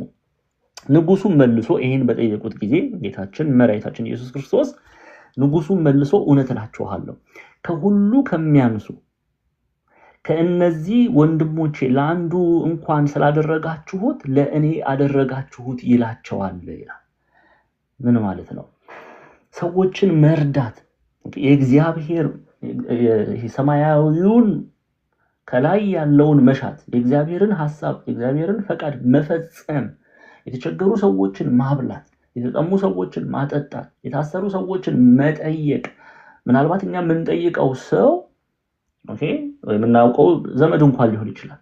ግን ከዛ ጀርባ ያለው ማን ነው? ክርስቶስን። ሰው መልካም ሲያደርግ በእግዚአብሔር የተወደደን ነገር ሲያደርግ ለተፈጠረለት ዓላማ ሐዋርያው ቅዱስ ጳውሎስ በዚች ምዕራባውያ ቱርክ ኤፌሶን ምዕራፍ 2 ቁጥር 10 ላይ ለእግዚአብሔር አምላክ መልካሙን ስራ ለመስራት አስቀድሞ በክርስቶስ ኢየሱስ ፈጠረን የሚለው ያ መልካም የተባለውን የእግዚአብሔርን ሐሳብ ስንፈጽም ልርሊ ያንን ስናደርግ የተቸገረን ሰው ስንረዳ ማንን እያበደርን ነው ማለት ነው? እግዚአብሔርን እያበደርን ነው ማለት ነው። የተጠሙ ሰዎችን ስናጠጣ በጎ የተባለን ነገር ስናደርግ ለማን እንደሚገባ አድርገን እያደረግን ነው? ለእግዚአብሔር እንደሚገባ አድርገን ራሳችንን እያቀረብን ነው። ለእግዚአብሔር የሚገባ ስራ ነውና፣ ስለዚህ የእግዚአብሔርን ቃል እየፈጸምን ነው በዚህ በጎ ግብር ውስጥ ማለት ነው። ለዛ ነው ጌታችን መድኃኒታችን ኢየሱስ ክርስቶስ እውነት እላችኋለሁ ከሁሉ ከሚያንሱት ከነዚህ ወንድሞቼ ለአንዱ እንኳን ስላደረጋችሁት ለእኔ ያደረጋችሁት ይላቸዋል። ለእግዚአብሔር እንደሚገባ አድርገው ተቀብለዋልና። ይሄንን በሶስተኛ ዮሐንስ መልእክት ላይም በባለፈው በሰፊው ይሄንን ክፍል አስተምሬበታለሁ። ቅዱስ ዮሐንስ በሶስተኛ ዮሐንስ መልእክት ምዕራፍ 1 ቁጥር 6 ላይ ለጋዮስ ይነግረዋል። ጋዮስ በሶስተኛ ዮሐንስ መልእክት ሙሉ መልእክቱ የተጻፈው ለአንድ ሰው ነው፣ ጋዮስ ተብሎ ለሚጠራ ሰው ነውና ጋዮስ የቤተ ክርስቲያን አገልጋዮችን እየተቀበለ እያበላ እያጠጣ በቤቱ እያሳረፈ ስንቅን እያስያዘ ይልካቸዋል። ከዛ ቅዱስ ዮሐንስን ሲያገኙት ወንጌላዊ ቅዱስ ዮሐንስን ሲያገኙት ማን አበላችሁ ቢላቸው ጋዮስ ይሉታል። ማን አጠጣችሁ? ጋዮስ። ስለዚህ ጋዮስ መልካም በማድረጉ የክርስቶስ ኢየሱስ የሚወደውን ስራ በመስራቱ በመፈጸሙ ቅዱስ ዮሐንስ ምን እንደሚለው ስሙ ምዕራፍ 1 ቁጥር 6 ላይ ለእግዚአብሔር እንደሚገባ አድርገህ በጉዟቸው ብትረዳ መልካም ታደርጋለህ ይለዋል። እስቲ የተቸገሩ ሰዎችን መርዳት ለማን የሚገባ ስራ ነው? ክርስቲያኖች፣ ለእግዚአብሔር የሚገባ ስራ ነው። የተራቡ ሰዎችን ማጠጣት ለእግዚአብሔር የሚገባ ስራ ነው። የተጠሙ ሰዎችን ማጠጣት፣ የታሰሩ ሰዎችን መጠየቅ፣ የተቸገሩ ሰዎችን መርዳት፣ ይህ ግብር ለእግዚአብሔር የሚገባ ስራ ነው። ለዚህ ነው አበው በትርጓሜያችን ላይ የሶስተኛ ዮሐንስ መልእክት አንድምታ ትርጓሜ ላይ ይህንን ሲያብራሩ ለእግዚአብሔር የሚገባውን ይህን በጎውን ስራ አስቀድመ ሰደርህ ማለት ብለው ሲያብራሩ ወደ ንጉስ የሚሄድ ሰው አስቀድሞ ለንጉስ የሚገባውን መልካሙን ዕቃ ይሰዳል፣ ኋላ እሱ ይሄዳል፣ ንጉስ አክብሮ በባለሟልነት ይቀበለዋል። እንደዚሁም በወዲሁ ሰጥተው መጽውተው በወዲያ ዋጋቸውን አግኝተው ይኖራሉና ይላል። ሰው ለተቸገረ ሰው ሲረዳ ለማን እያበደረ ነው ማለት ነው? ለእግዚአብሔር እያበደረ ነው ማለት ነው። ለዛ ነው በማርቆስ ወንጌል ላይ የክርስቶስ ስለሆናችሁ በስሜ ጽዋ የሚያጠጣችሁ ሁሉ ዋጋው እንዳይጠፋበት እውነት እላችኋለሁ ይላል። አያችሁ አይደለ? ቅዱስ ዮሐንስም ዋጋ አይጠፋብህም እያለው ነው ጋዮስን። ለምን? የክርስቶስ ኢየሱስን ስም ተሸክመው ለአገልግሎት የወጡትን አገልጋዮች ምን ብሏል? ረድቷል፣ ተቀብሏል፣ አበልቷል፣ አጠጥቷል። አንድም ለእግዚአብሔር የሚገባውን መልካሙን ስራ ሰርቷል፣ የእግዚአብሔርን ቃል ጠብቋል። ስለዚህ የክርስቶስ ስለሆናችሁ በስሜ ጽዋ ውሃ የሚያጠጣችሁ ሁሉ ዋጋው እንዳይጠፋበት እውነት እላችኋለሁ ይላል። ዋጋቸው ምንድን ነው? ዋጋ የተባለ ምንድን ነው? ዘላለማዊ እረፍትን ገንዘብ ያደርጋሉ። አማናዊ ቤተክርስቲያን መሆናቸው ተገልጧል። የክርስቶስ ሙሽራ፣ እውነተኛ ሙሽራ ሆነው ተገልጠዋል። ስለዚህ ዋጋ አይጠፋም። ይህንን ዋጋ ደግሞ እዛው ማቴዎስ ወንጌል ምዕራፍ 25 ላይ ሩቅ ሳንሄድ ይህንን ዋጋ ይነግረናል። ተመልከቱ። ጌታችን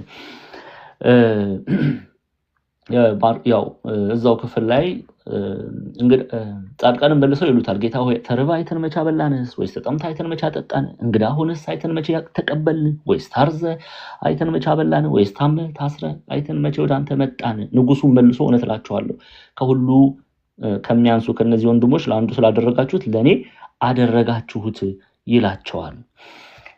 በግራ ያሉትን ደግሞ በዚህ ግብር ያልተገለጡትን ደግሞ በዚያን ጊዜ በግራ ያሉትን ኃጥአንን እንዲላቸዋል እናንተ እርጉማን ለሰይጣን ለመላእክት ወደ ተዘጋጀ ወደ ዘላለም እሳት ከኔ ሂዱ። ተርቤ አላባላችሁኝም፣ ተጠምቼ አላጠጣችሁኝም፣ እንግዳ ሆኜ አልተቀበላችሁኝም፣ ታርዤ አላለበሳችሁኝም፣ ታምሜ ታስሬ አልጠየቃችሁኝም። እነርሱ ደግሞ ይመልሱና ጌታ ወይ ተርበህ ወይስ ተጠምተህ ወይስ እንግዳ ሆነ ወይስ ታርዘህ ወይስ ታመህ ወይስ ታስረህ መቼ አይተን አላገለገልህም ይሉታል። ያን ጊዜ እውነት እላቸዋለሁ ከሁሉ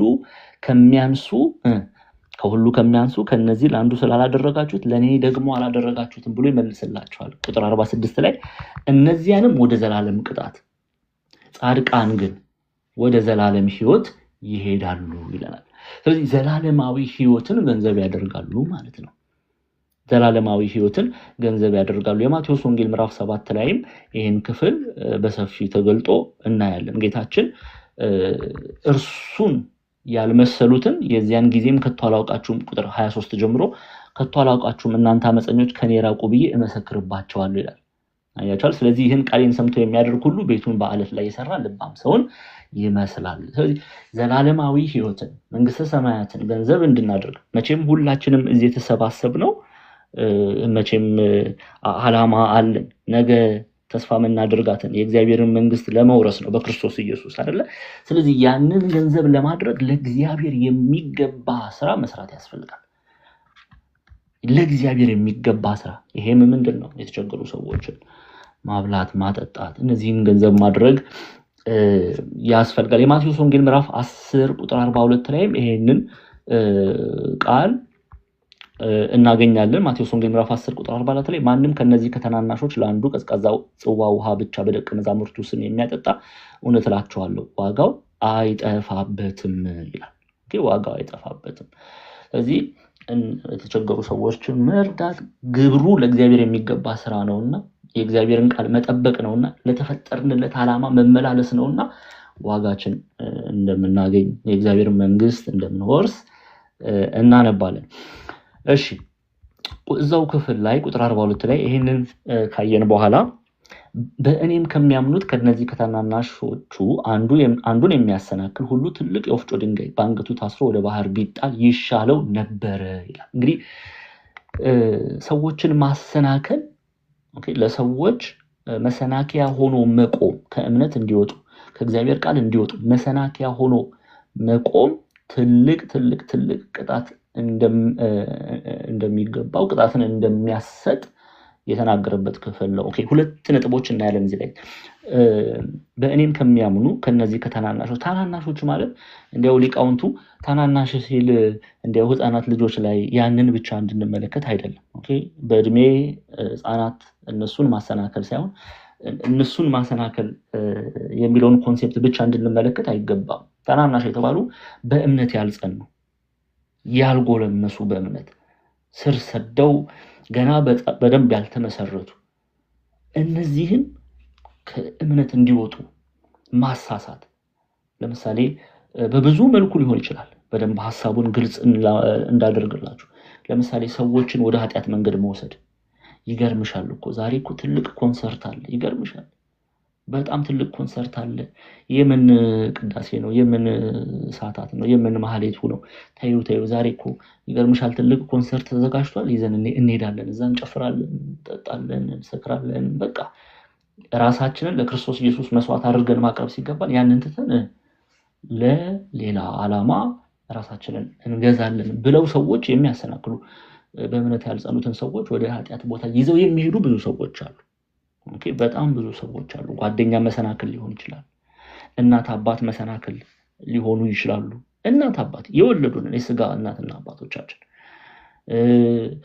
ቅዱስ ዮሐንስ አፈወርቅ ሚስት መሰናክል እንደምትሆን ይናገራል። ሚስት ጣዖት፣ ሚስትም ሆነ ባል ጣዖት የሚሆንበት ክርስቶስን እንዳናይ የሚያደርጉን ማንኛውም ጓደኛም በሉ፣ ወንድም እህት በሉ፣ ቤተሰብ በሉ፣ በትዳር አጋር የምትመለከቷቸውም ሊሆኑ ይችላሉ። ማንኛውም ሰው ኢየሱስ ክርስቶስን እንዳትመለከቱ የሚያደርጋችሁ ከሆነ መሰናክል ሆኗል ማለት ነው። መሰናክል ሆኗል። ስለዚህ በእኔም ከሚያምኑት ከነዚህ ከተናናሾች አንዱን የሚያሰናክል ሁሉ ትልቅ የወፍጮ ድንጋይ በአንገቱ ታስሮ ወደ ባህር ቢጣል ይሻለው ነበረ ይላል።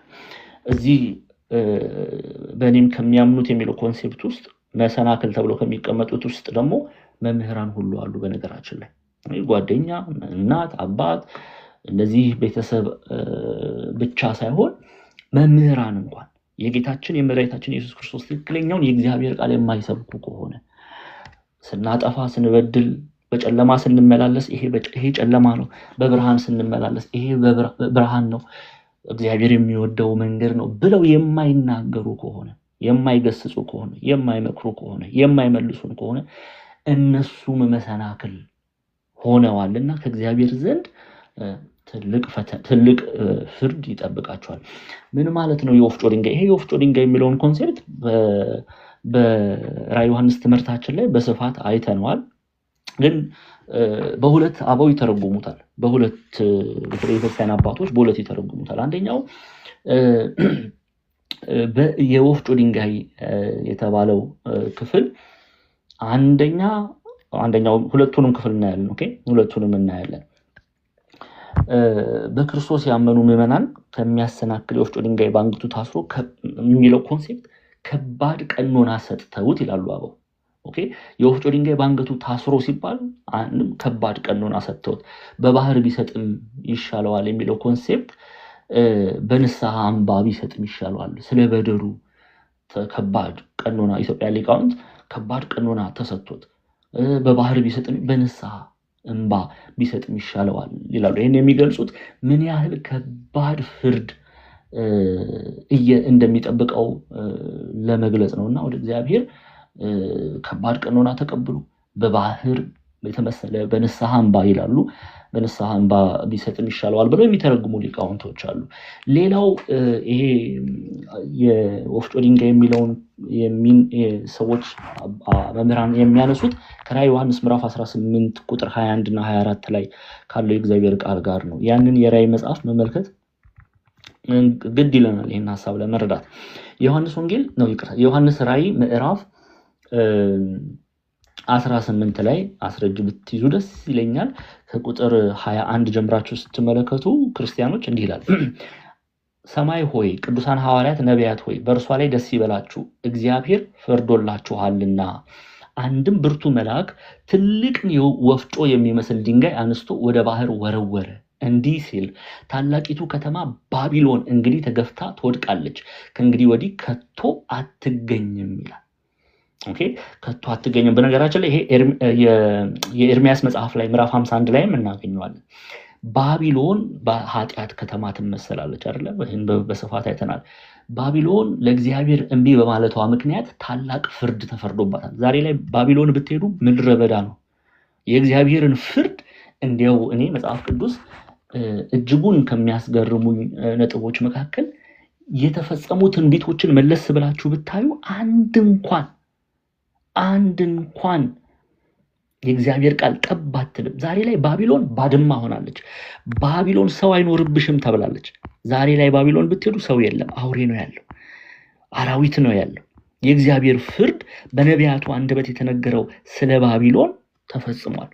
አንድም ባቢሎን የተባለ የኃጢአተኞች ከተሞች ምሳሌ ፍርድ ባቢሎንን አብነት አድርገው በደል ኃጢአት የፈጸሙ በኃጢአት የታሰሩ ሰዎች ትልቅ ፍርድን ይቀበላሉና ይህንን ፍርድ አንድም ብርቱ መልአክ ትልቅ ወፍጮ የሚመስል ድንጋይ አንስቶ ወደ ባህር ወረወረው ይላል። ከዛ ታላቂቱ ከተማ ባቢሎን እንዲህ ተገፍታ ትወድቃለች፣ ከእንግዲህ ወዲህ ከቶ አትገኝም ይላል።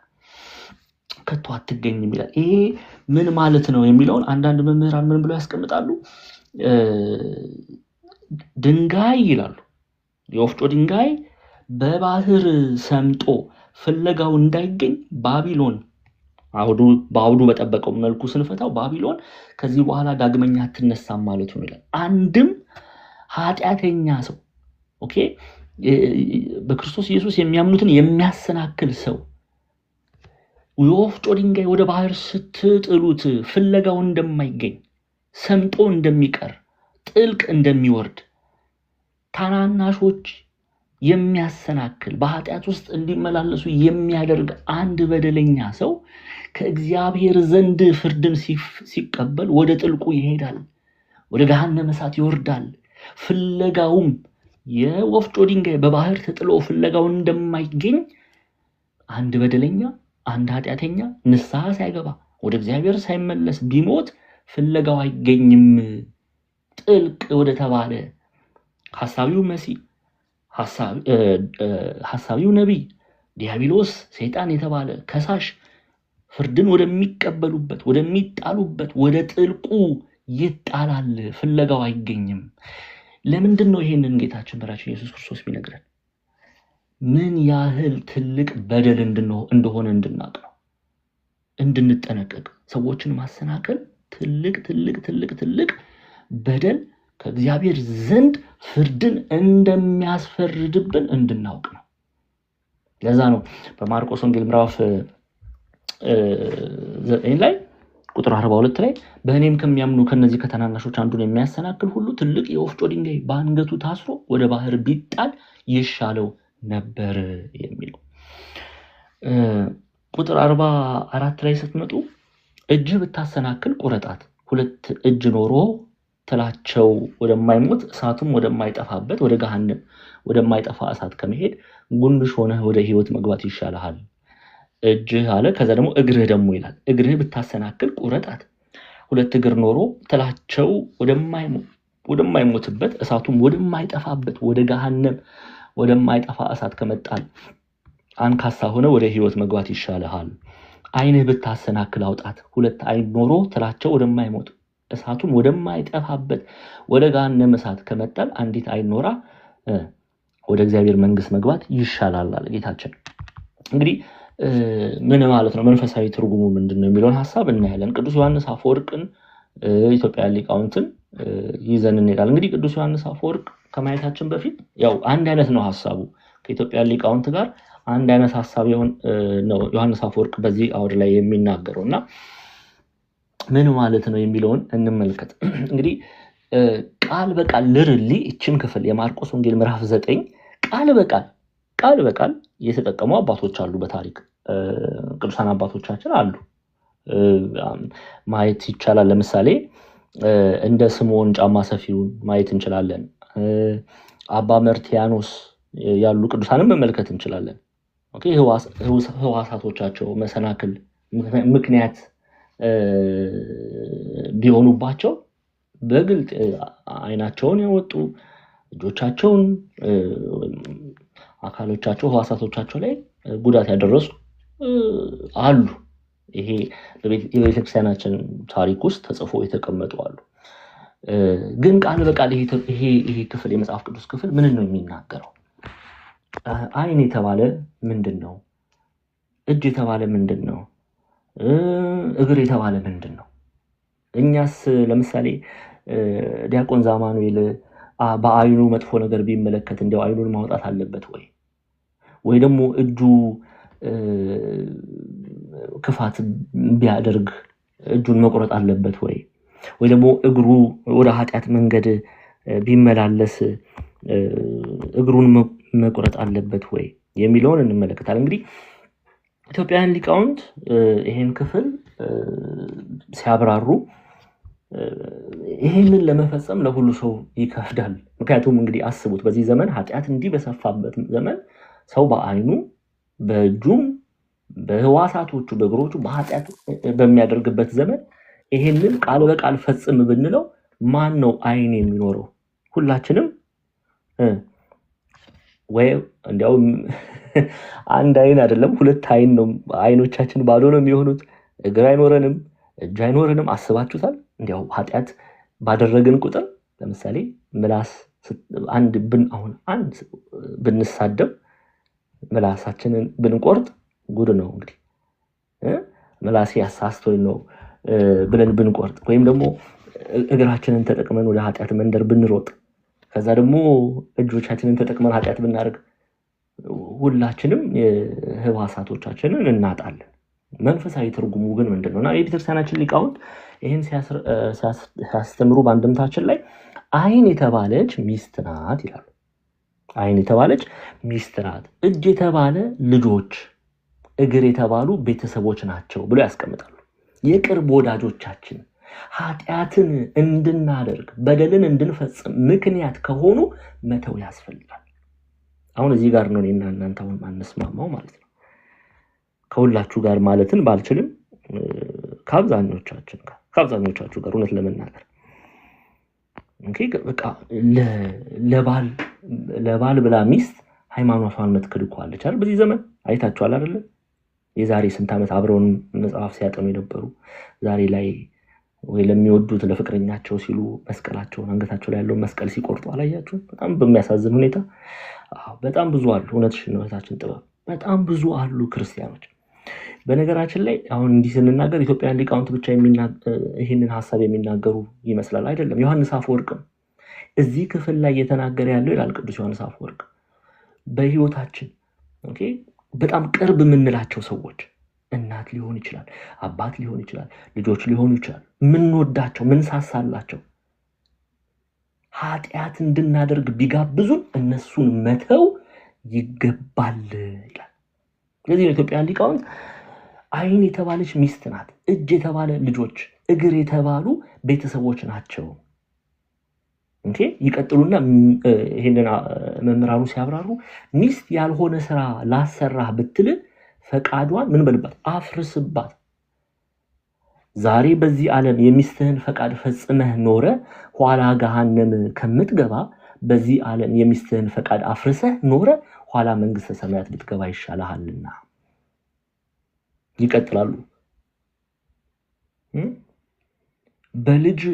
በልጅ ይመስሉታል ደግሞ ልጆች ያልሆነ ስራ እናሰራ ቢሉ ልጆችህን ትወዳቸዋለህና የልጆችህን ደስታ ለመጠበቅ ስትል ጌታችን መድኃኒታችን ኢየሱስ ክርስቶስ ካዘዘ ትእዛዝ ወጥተህ በኃጢአት መንገድ ብትሄድ ያንንም ኃጢአት ፈጽመህ ብትመላለስ በደልን ታደርጋለህ። ስለዚህ ልጆች ያልሆነ ስራ እናሰራ ቢሉ ፈቃዳቸውን ምን ብለው አፍርስባቸው። በዚህ ዓለም የልጆችህን ፈቃድ ፈጽመህ ኖረ ኋላ ገሃነም ከምትወርድ በዚህ ዓለም የልጆችህን ፈቃድ አፍርሰህ ኖረ ኋላ መንግስተ ሰማያት ልትገባ ይሻልሃልና ይላል።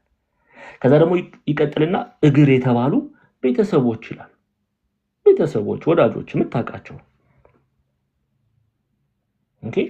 እነሱን ለማስደሰት ብለህ ኃጢአት ከምታደርግ ቤተሰቦችህ ምክንያተ ስህተት ሆነው ያልሆነ ስራ እናሰራህ ቢሉ ይላሉ ኢትዮጵያውያን መምህራን ፈቃዳቸውን አፍርስባቸው። እግር የተባሉ ቤተሰቦች ምክንያት ስህተት ሆነው ያልሆነ ስራ እናሰራ ቢሉ ፈቃዳቸው ምን በል አፍርስባቸው። በዚህ ዓለም የነሱን ፈቃድ ፈጽመህ ኖረ ኋላ ገሃነም ከምትገባ ፈቃዳቸውን አፍርሰህ ኖረ ኋላ መንግስተ ሰማያት ብትገባ ይሻልሃልና። ከዛ ይቀጥሉና አንድም ይላሉ አባቶቻችን ዮሐንስ አፈወርቅ አንድ ላይ ሆነው አንድም እንደ ዓይንህ እንደ እጅህ እንደ እግርህ ማለት እንደ ራስህ የምትወደው ባልንጀራ ያልሆነ ስራ አሰራለሁ ቢል ፈቃዱን አፍርስበት ማለት ነው። ምንም ያህል ብትወደው ያንን ፈቃድ ግን እንዳይፈጽም አፍርስበት። ዛሬ ላይ እውነት እንነጋገር ከተባለ እኔም እናንተም ወዳጆቻችን በጣም የምንወዳቸው ሰዎች ያልሆነ ነገር ቢጠይቁን ስለምንወዳቸው ያንን ነገር መፈጸም የለብንም፣ ልንማርበት ያስፈልጋል። ለምን? ምክንያቱም እግዚአብሔር አምላክ እኛ ዮሐንስ አፈወርቅ እንደሚናገረው ማለት ነው ሊቁ ኢየሱስ ክርስቶስ ይላል ከእናት ከአባት ከእህት ከወንድም ከሚስት ከፍቅረኛ አንተ እኔን ይወዱኛል ብለህ ከምታስባቸው ከማንም ይልና እኔ በጣም ነው የሚገርመኝ በዚህ ሳትስፋይ አልሆነም ዮሐንስ አፈወርቅ። ከዛ ምን አለ? አንተ ራስህ ይላል አንተ ራስን ከምትወደው በላይ ይወድሃል። ክርስቲያኖች በህይወታችን አንደኛ ልናደርግ የሚያስፈልገው ኢየሱስ ክርስቶስ ነው። አለቀ በቃ። ምንም ድርድር ይሄ ምንም እንካ ሰላምታ የምናደርገው ሂደት የለም። በኢየሱስ ክርስቶስ ልንደራደር አይገባም። እርሱ ከሁሉ በላይ ነው። ይህንን ልታውቁ ይገባል። እኔም ሆነ ወንድማችን ጠላር ተናግረን ነው የምናልፈው። እዚህ ላላችሁ ጠላድ ቤት መተን እንዲህ ቃል እግዚአብሔር ስንማር እንዲያው በኢየሱስ ክርስቶስ እንዳትደራደሩ። ከማንም በላይ ልትወዱት ያስፈልጋል። ከማንም በላይ ነው የምናገረው ያለው፣ ከማንም በላይ እንዲያው ለድርድር እንኳን ልታቀርቡት አይገባም ኢየሱስ ክርስቶስን። ይሄ የክርስቶስ እስረኛ ማለት እኮ በክርስቶስ ፍቅር ታስሬ ያለው በቃ እኔ ከክርስቶስ ውጪ አላይም፣ አልሰማም፣ አላወራም። ያ ነው ገንዘብ ልናደርግ የሚያስፈልገው። ዛሬ ግን ትውልዱ ከዚህ መንገድ ርቋል። ማን ነው ንጉሱ? ክርስቶስ ነው እንዴ? አይደለም እኮ። እውነት እንነጋገር። ዛሬ ትውልዱ እኮ ኃጢአትን እኮ ነው በልቡ አንግሶ ያለው። እንዴ ቴዲ አፍሮ ንጉስ የሚል ትውልድ እኮ ነው እያፈራን ያለ ነው። እንዴ ጎበዝ እከሌ ንጉሴ ብሎ እኮ በልቡ ላይ ክርስቶስን ሳይሆን ኃጢአትን ያነገሰበት ዘመን ላይ ነው ያለ ነው። ዝሙት ንጉሱ የሆነበት አለ፣ ዘፈን ንጉሱ የሆነበት አለ በልቡ ላይ። ስድብ ንጉስ፣ በተለይ ኢትዮጵያውያን እንዲያው እንደ ውድድር መንገድ ሽልማት ቢኖር፣ የስድብ ሽልማት ቢኖር አንደኛ ኢትዮጵያውያን የምንሸለም ይመስለኛል። ስድብ ንጉስ በልቡ ስድብን ያነገሳል። ዘረኝነት ንጉሱ የሆነበት አለ።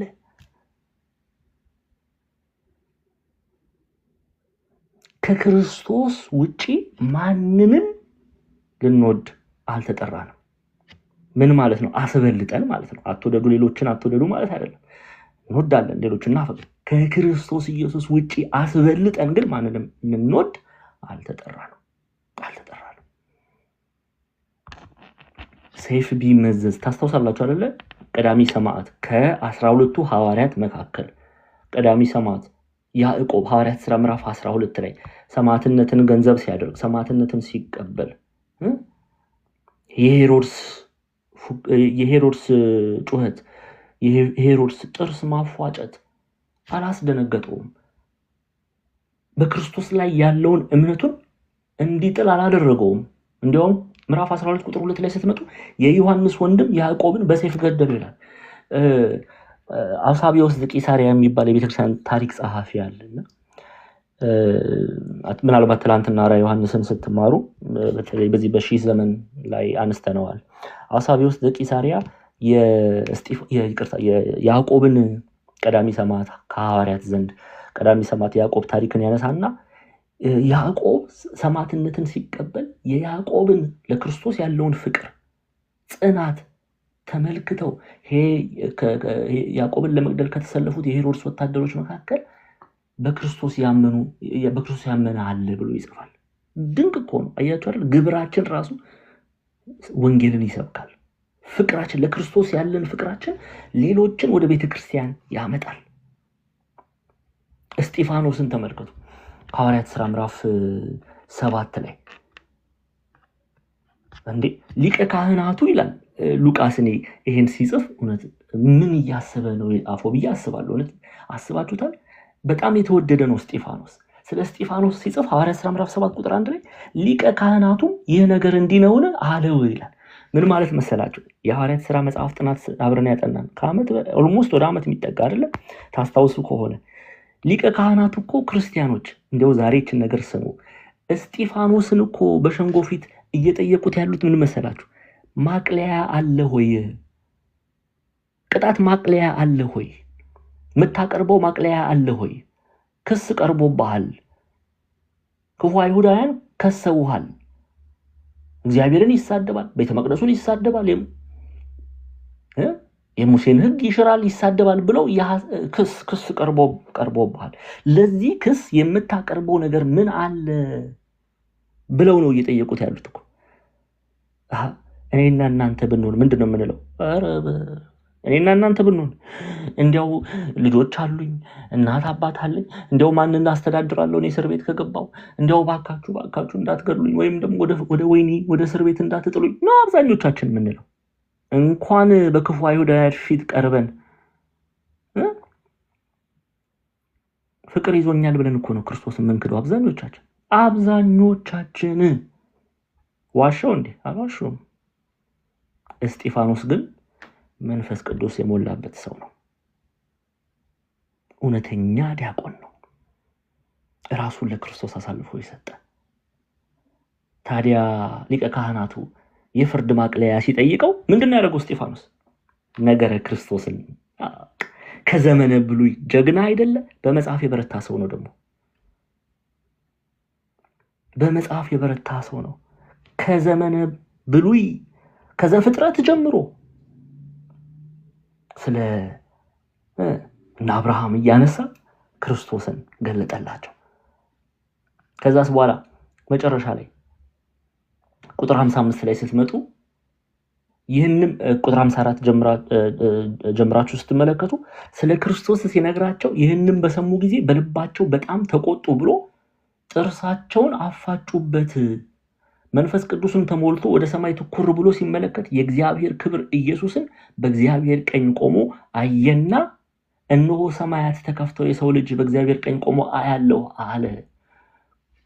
ቁጥር 57 ላይ በታላቅም ድምፅ እየጮሁ ጆሮአቸውን ደፈኑ፣ በአንድ ልብ ሆነው ወደ እርሱ ሮጡ። ምን ለማድረግ ነው በአንድ ልብ ሆነው? አንድ ልብ የሚለው ኮንሴፕት መጽሐፍ ቅዱስ ላይ በብዙ ይተረጎማል።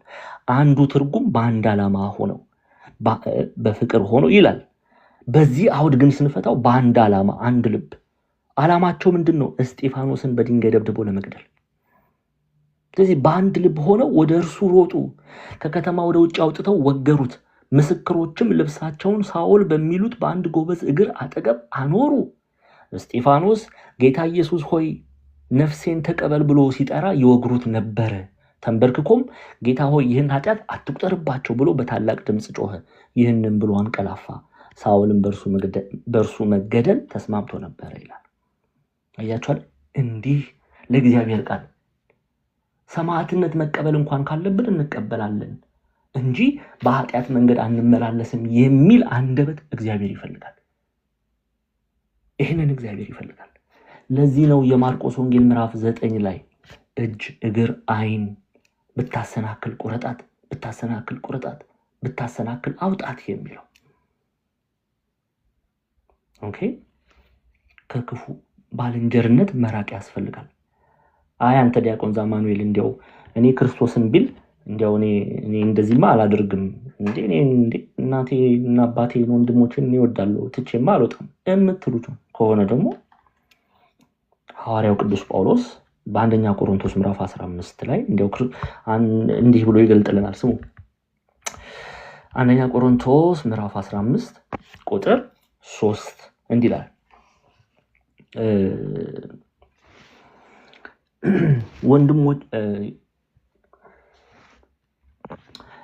ወንድሞች ሆይ አንዴ ጠብቁኝ።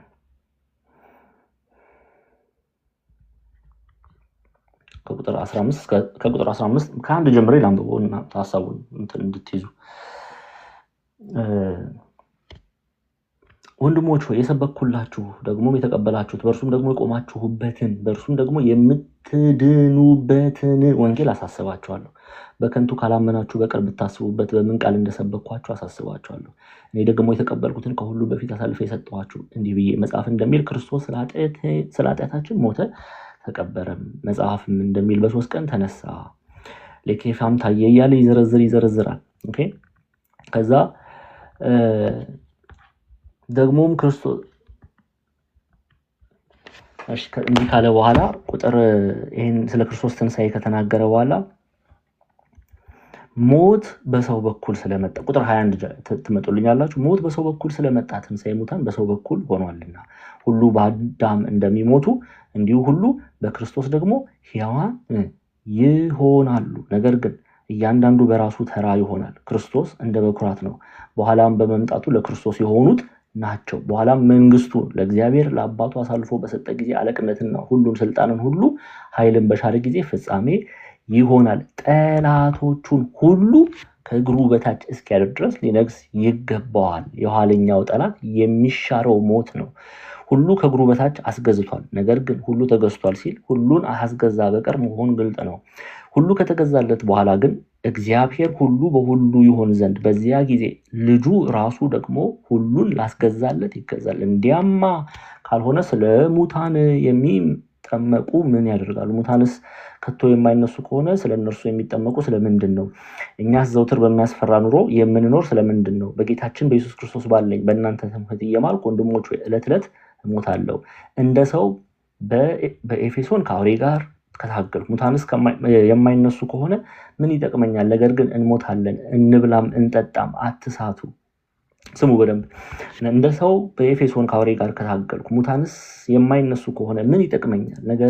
ነገ እንሞታለንና እንብላ እንጠጣ፣ አትሳቱ ይላል ቁጥር 33 ላይ። ክፉ ባልንጀርነት መልካሙን አመል ምን ይላል? ያጠፋል። አትሳቱ። ክርስቶስ ኢየሱስ ከሙታን ተነስቷል። የትንሣኤው ምስጢር አንዱ የሐዋርያት ትምህርት፣ የወንጌል ትምህርት። ይኸው ዛሬ ማርቆስ 9 የተማራችሁ ነው። የማርቆስ ወንጌል ትምህርት ጌታችን መድኃኒታችን ኢየሱስ ክርስቶስ በአባቱ ፈቃድ፣ በራሱ ፈቃድ፣ በመንፈስ ቅዱስ ፈቃድ ከሙታን መካከል ሲነሳ አማናዊነቱ ተረጋግጧል። ኦኬ፣ ማህተምን አግኝቷል።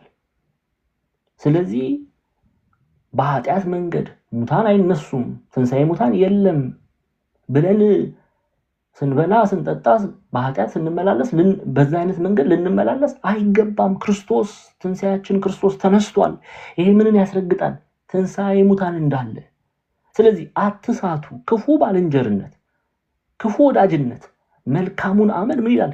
ያጠፋል። ስለዚህ በጽድቅ ንቁ አለ፣ ኃጢአትንም አትስሩ አለ። እግዚአብሔርን የማያውቁ አሉና አሳፍራችሁ ዘንድ ይህን እላለሁ። ነገር ግን ሰው ሙታን እንዴት ይነሳሉ? በምንስ አይነት አካል ይመጣሉ? የሚል ይኖር ይሆናል። አንተ ሞኝ፣ አንተ የምትዘራው ካልሞተ ሕያው አይሆንምን? የምትዘራው ስንዴ ቢሆን ከሌላው አይነት ያንዱ ቢሆን ቅንጣት ብቻ ነው እንጂ የምትዘራው የሚሆነውን አካል አይደለም። እግዚአብሔር ግን እንደወደደ አካልን ይሰጠዋል፣ ከዘሮችም ለእያንዳንዳቸው የገዛ አካሉን ይሰጠዋል እያለ ይቀጥላል ሐዋርያው ቅዱስ ጳውሎስ። እንደው ሙሉውን ብታነቡት ደስ ይለኛል። ዋናው ሐሳብ ግን እናንተ እንድትይዙ የምፈልገው ቁጥር 33 ላይ ያለው ነው። ኦኬ፣ አንድ ሰነፍ ቀርቦ እንብላ እንጠጣ ቢላችሁ መልካም አመልን ክፉ ባልንጀርነት ያጠፋልና አትሳቱ፣ ተጠንቀቁ። ከዛ ሰው ጋር ግብር የሚፈጽም ሰላም የሚለው አብሮ ህብረት የሚያደርግ በትንሣኤ ዘጉባኤ በትንሣኤ ልቦና ስላልጸና በትንሣኤ ዘጉባኤ ተስፋ የለውም፣ ከእግዚአብሔር መንግስት ህብረት የለውም። ስለዚህ አትሳቱ። ክፉ ባልንጀርነት መልካሙን አመል ምን ይላል? ያጠፋል ይላል። በቆላሲስ መልእክቱ ላይም ጠንካራ ያለ መልእክት ያስተላልፋል ሐዋርያው ቅዱስ ጳውሎስ። ቆላሲስ ምዕራፍ 3 ላይ ተመልከቱ። ከቁጥር 1 ጀምራችሁ እንዲህ ይላል፣ እንግዲህ ከክርስቶስ ጋር ከተነሳችሁ ክርስቶስ በእግዚአብሔር ቀኝ ተቀምጦ ባለበት በላይ ያለውን እሹ፣ በላይ ያለውን አስቡ እንጂ በምድር ያለውን አይደለም። ሐሳባችሁ ምድራዊ አይሁን። ሐሳባችሁ ምድር ላይ አይሁን ሲል ምድር ላይ ያለውን ኃጢአት አትመልከቱ እያለ ነው ቅዱስ ጳውሎስ። ምድር ላይ ምን አለ? ዝሙቱ፣ ስካሩ፣ ይሄ መገዳደሉ፣ ዘረኝነቱ፣ ጥላቻው፣ ይሄ ሁሉ ምድራዊ ሐሳብ ነው። ሰማያዊው ሐሳብ ምንድነው? የእግዚአብሔር ሐሳብ ፍቅር፣ ሰላም፣ ደስታ፣ እነዚህ ሁሉ የመንፈስ ቅዱስ ፍሬ የተባሉ ሰማያዊያን ናቸው።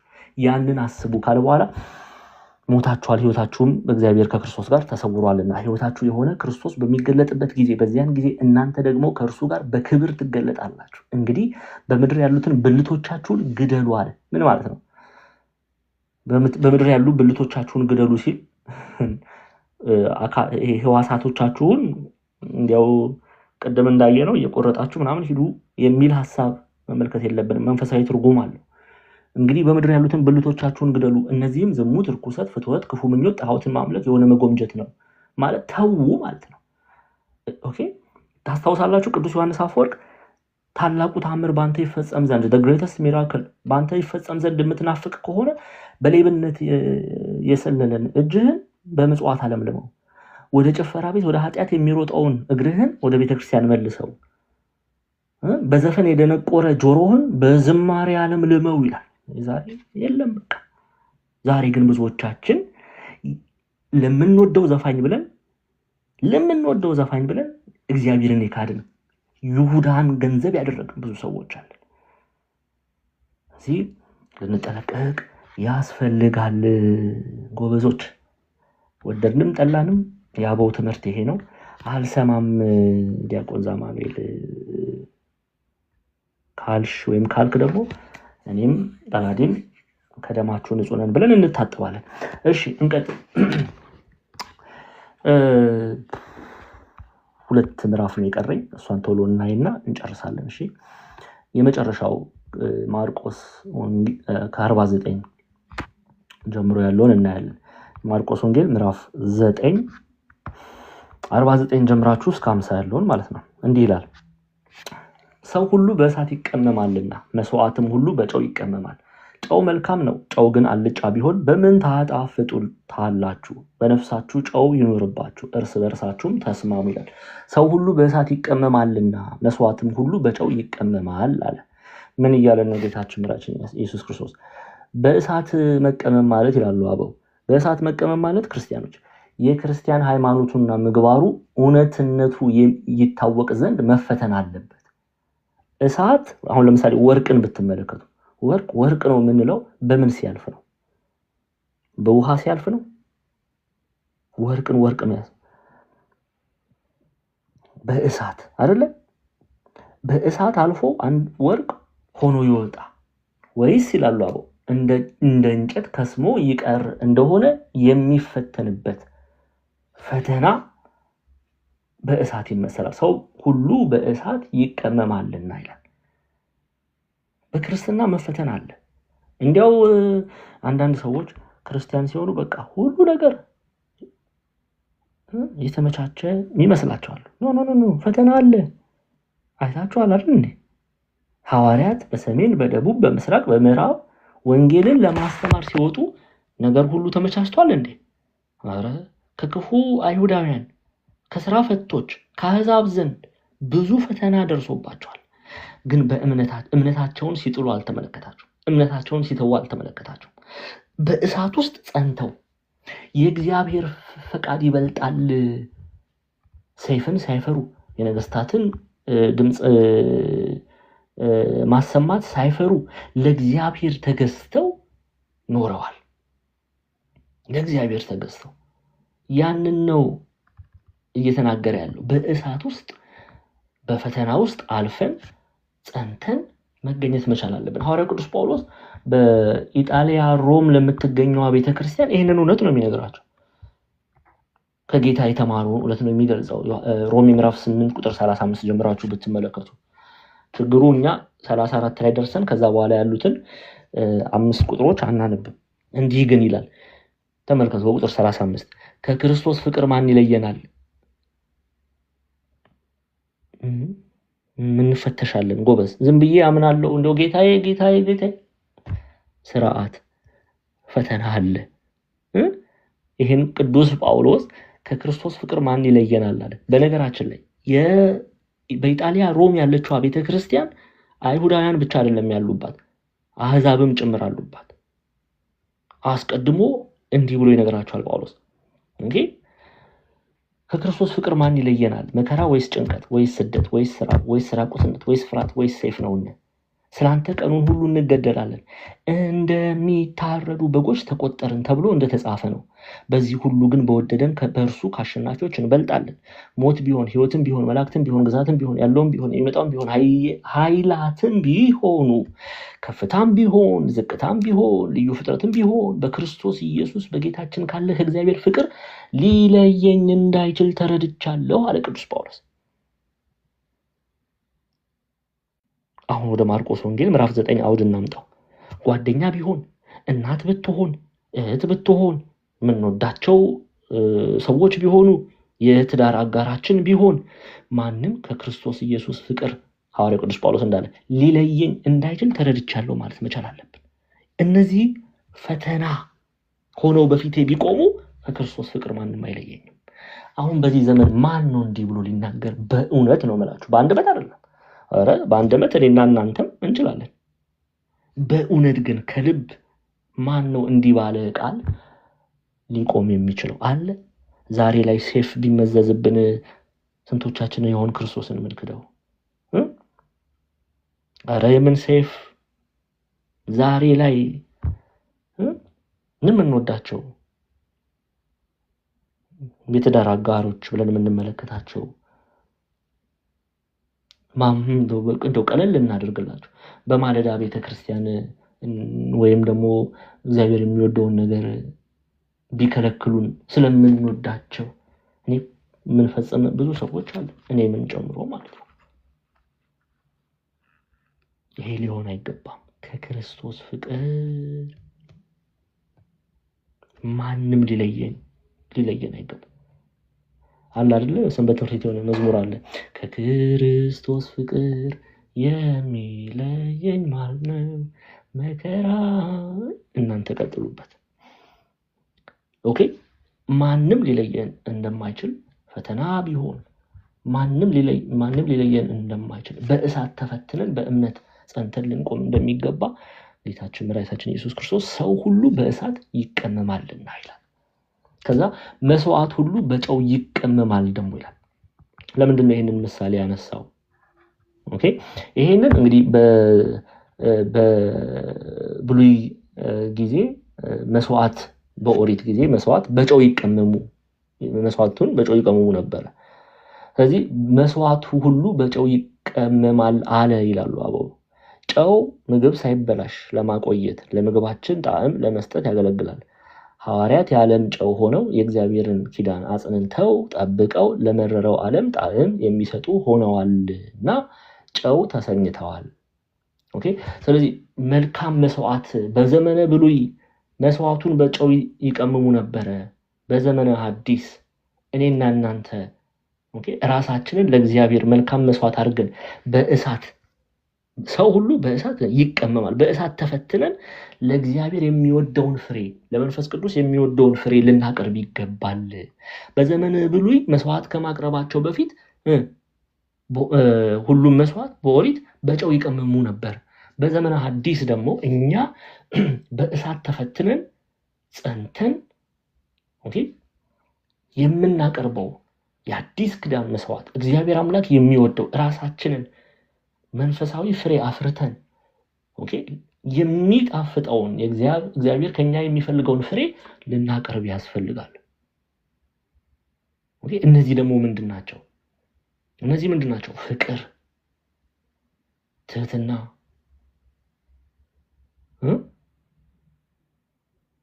ሌላስ እንመልከት። ገላትያ ምዕራፍ 5 ላይ ተዘረዘሩት ብዙ መስዋዕቶች አሉ። አዲስ ኪዳን መስዋዕት ተመልከቱ።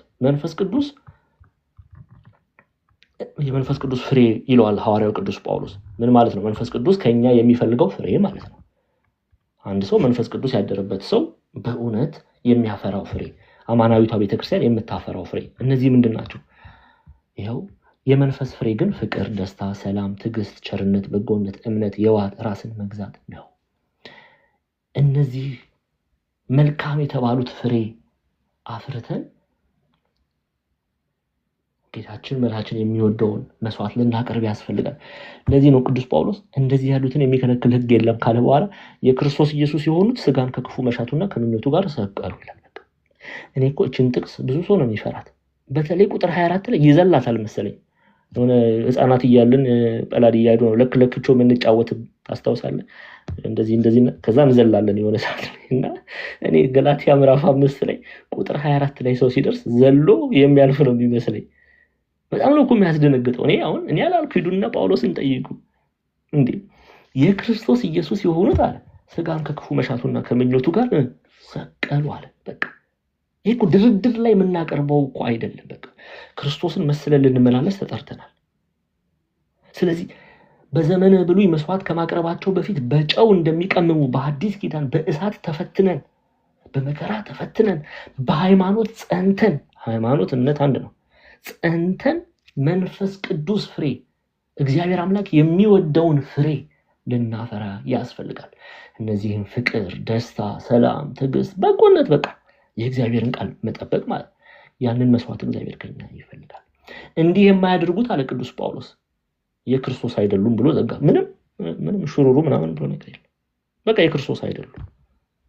ክርስቶስም አያውቃቸውም። ራሱ ጌታችን በማቴዎስ ወንጌል ምዕራፍ 7 ላይ ምን ብሏል? አላውቃችሁም ብሏል። ከዚህ መንፈሳዊ ፍሬ ማፍራት እንደሚገባን ነው ጌታ የሚያስተምረን። ጎበዝ። ጨው መልካም ነው ይላል ቁጥር 50 ላይ። ጨው ግን አልጫ ቢሆን በምን ታጣፍጡታላችሁ? በነፍሳችሁ ጨው ይኑርባችሁ፣ እርስ በርሳችሁም ተስማሙ፣ ክርስቶስን ልበሱ። ኦኬ መልካምን ግብር ገንዘብ አድርጉ። አበው ምን ይላሉ? ጨው ምግብን ማጣፈጡ ቢቀር ጨውነቱ እንደሚያጣ እንዲሁ ይላሉ ኢትዮጵያውያን ሊቃውንት ናቸው። እንዲሁ አንድ ክርስቲያንም ፍቅርና ሰላምን ካጣ ክርስቲያን መባልን ያጣል ይላል። አሁን እዚህ የሚያጉረመርም ይኖራል ብዬ ነው እኮ እንዲያው እንዲህ ስንል የሚያጉረመርም እንደው ለምንድን ነው የምትፈርዱብን? አሁን ይሄ ፍርድ አይደለም ጎበዝ።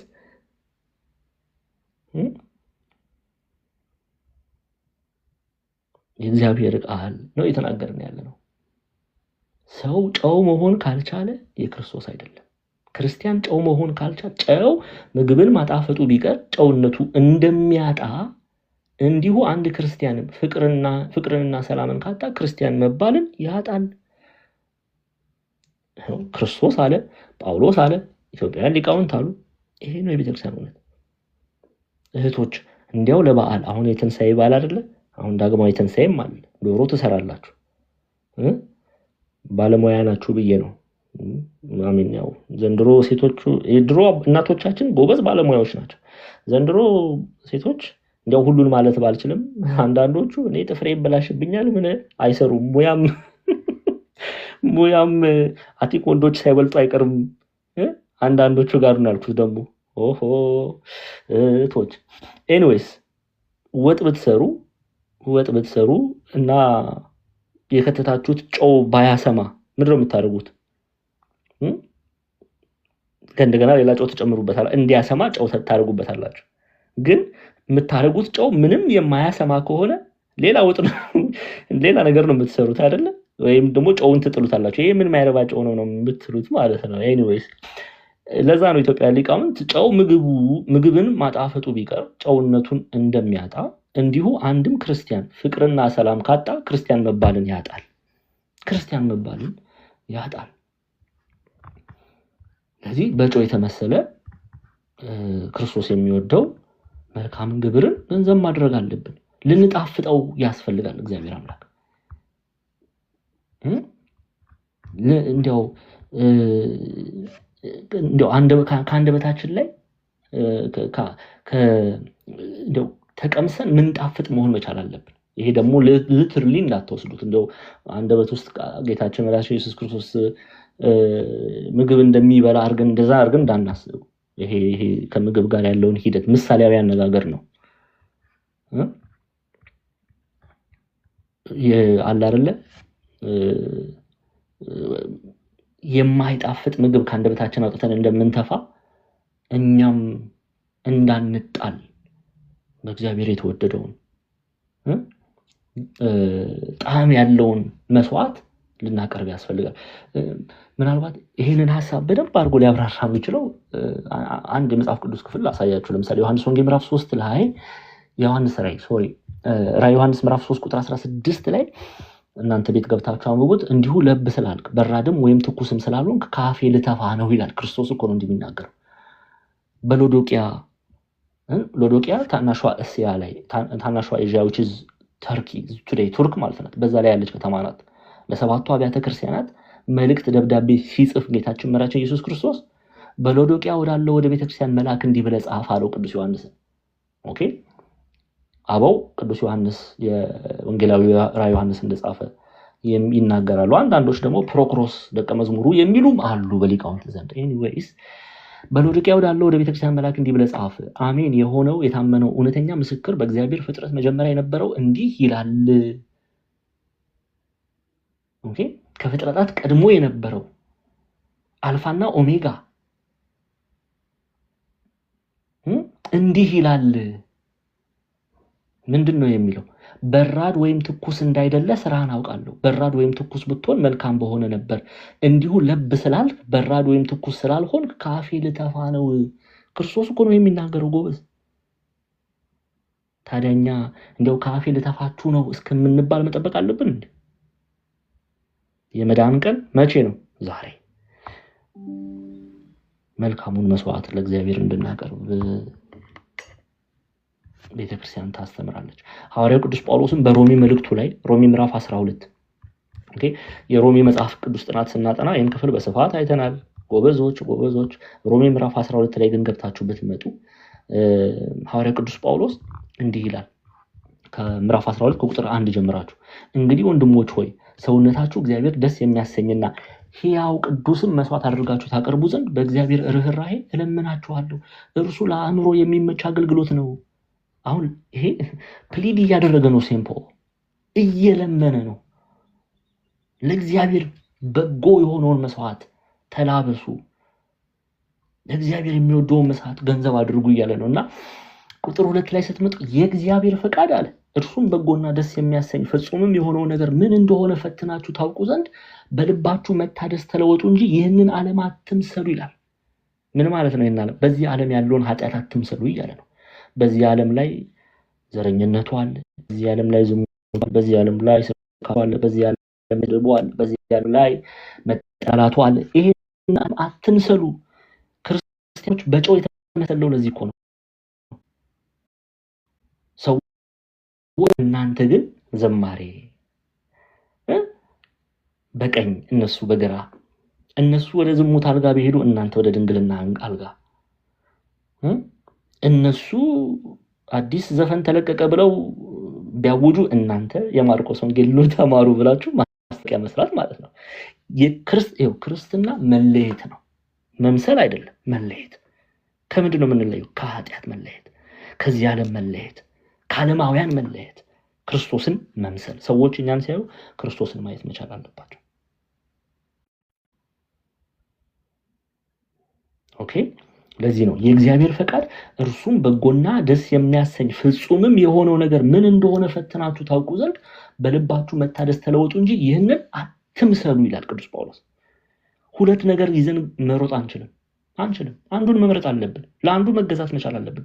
ወይ ዓለምን ወደን እንደ ዴማስ ከቅዱስ ጳውሎስ ርቀን እንሄዳለን፣ ወይ ደግሞ ዓለምን ንቀን ክርስቶስን ወደን ለክርስቶስ እንገዛለን።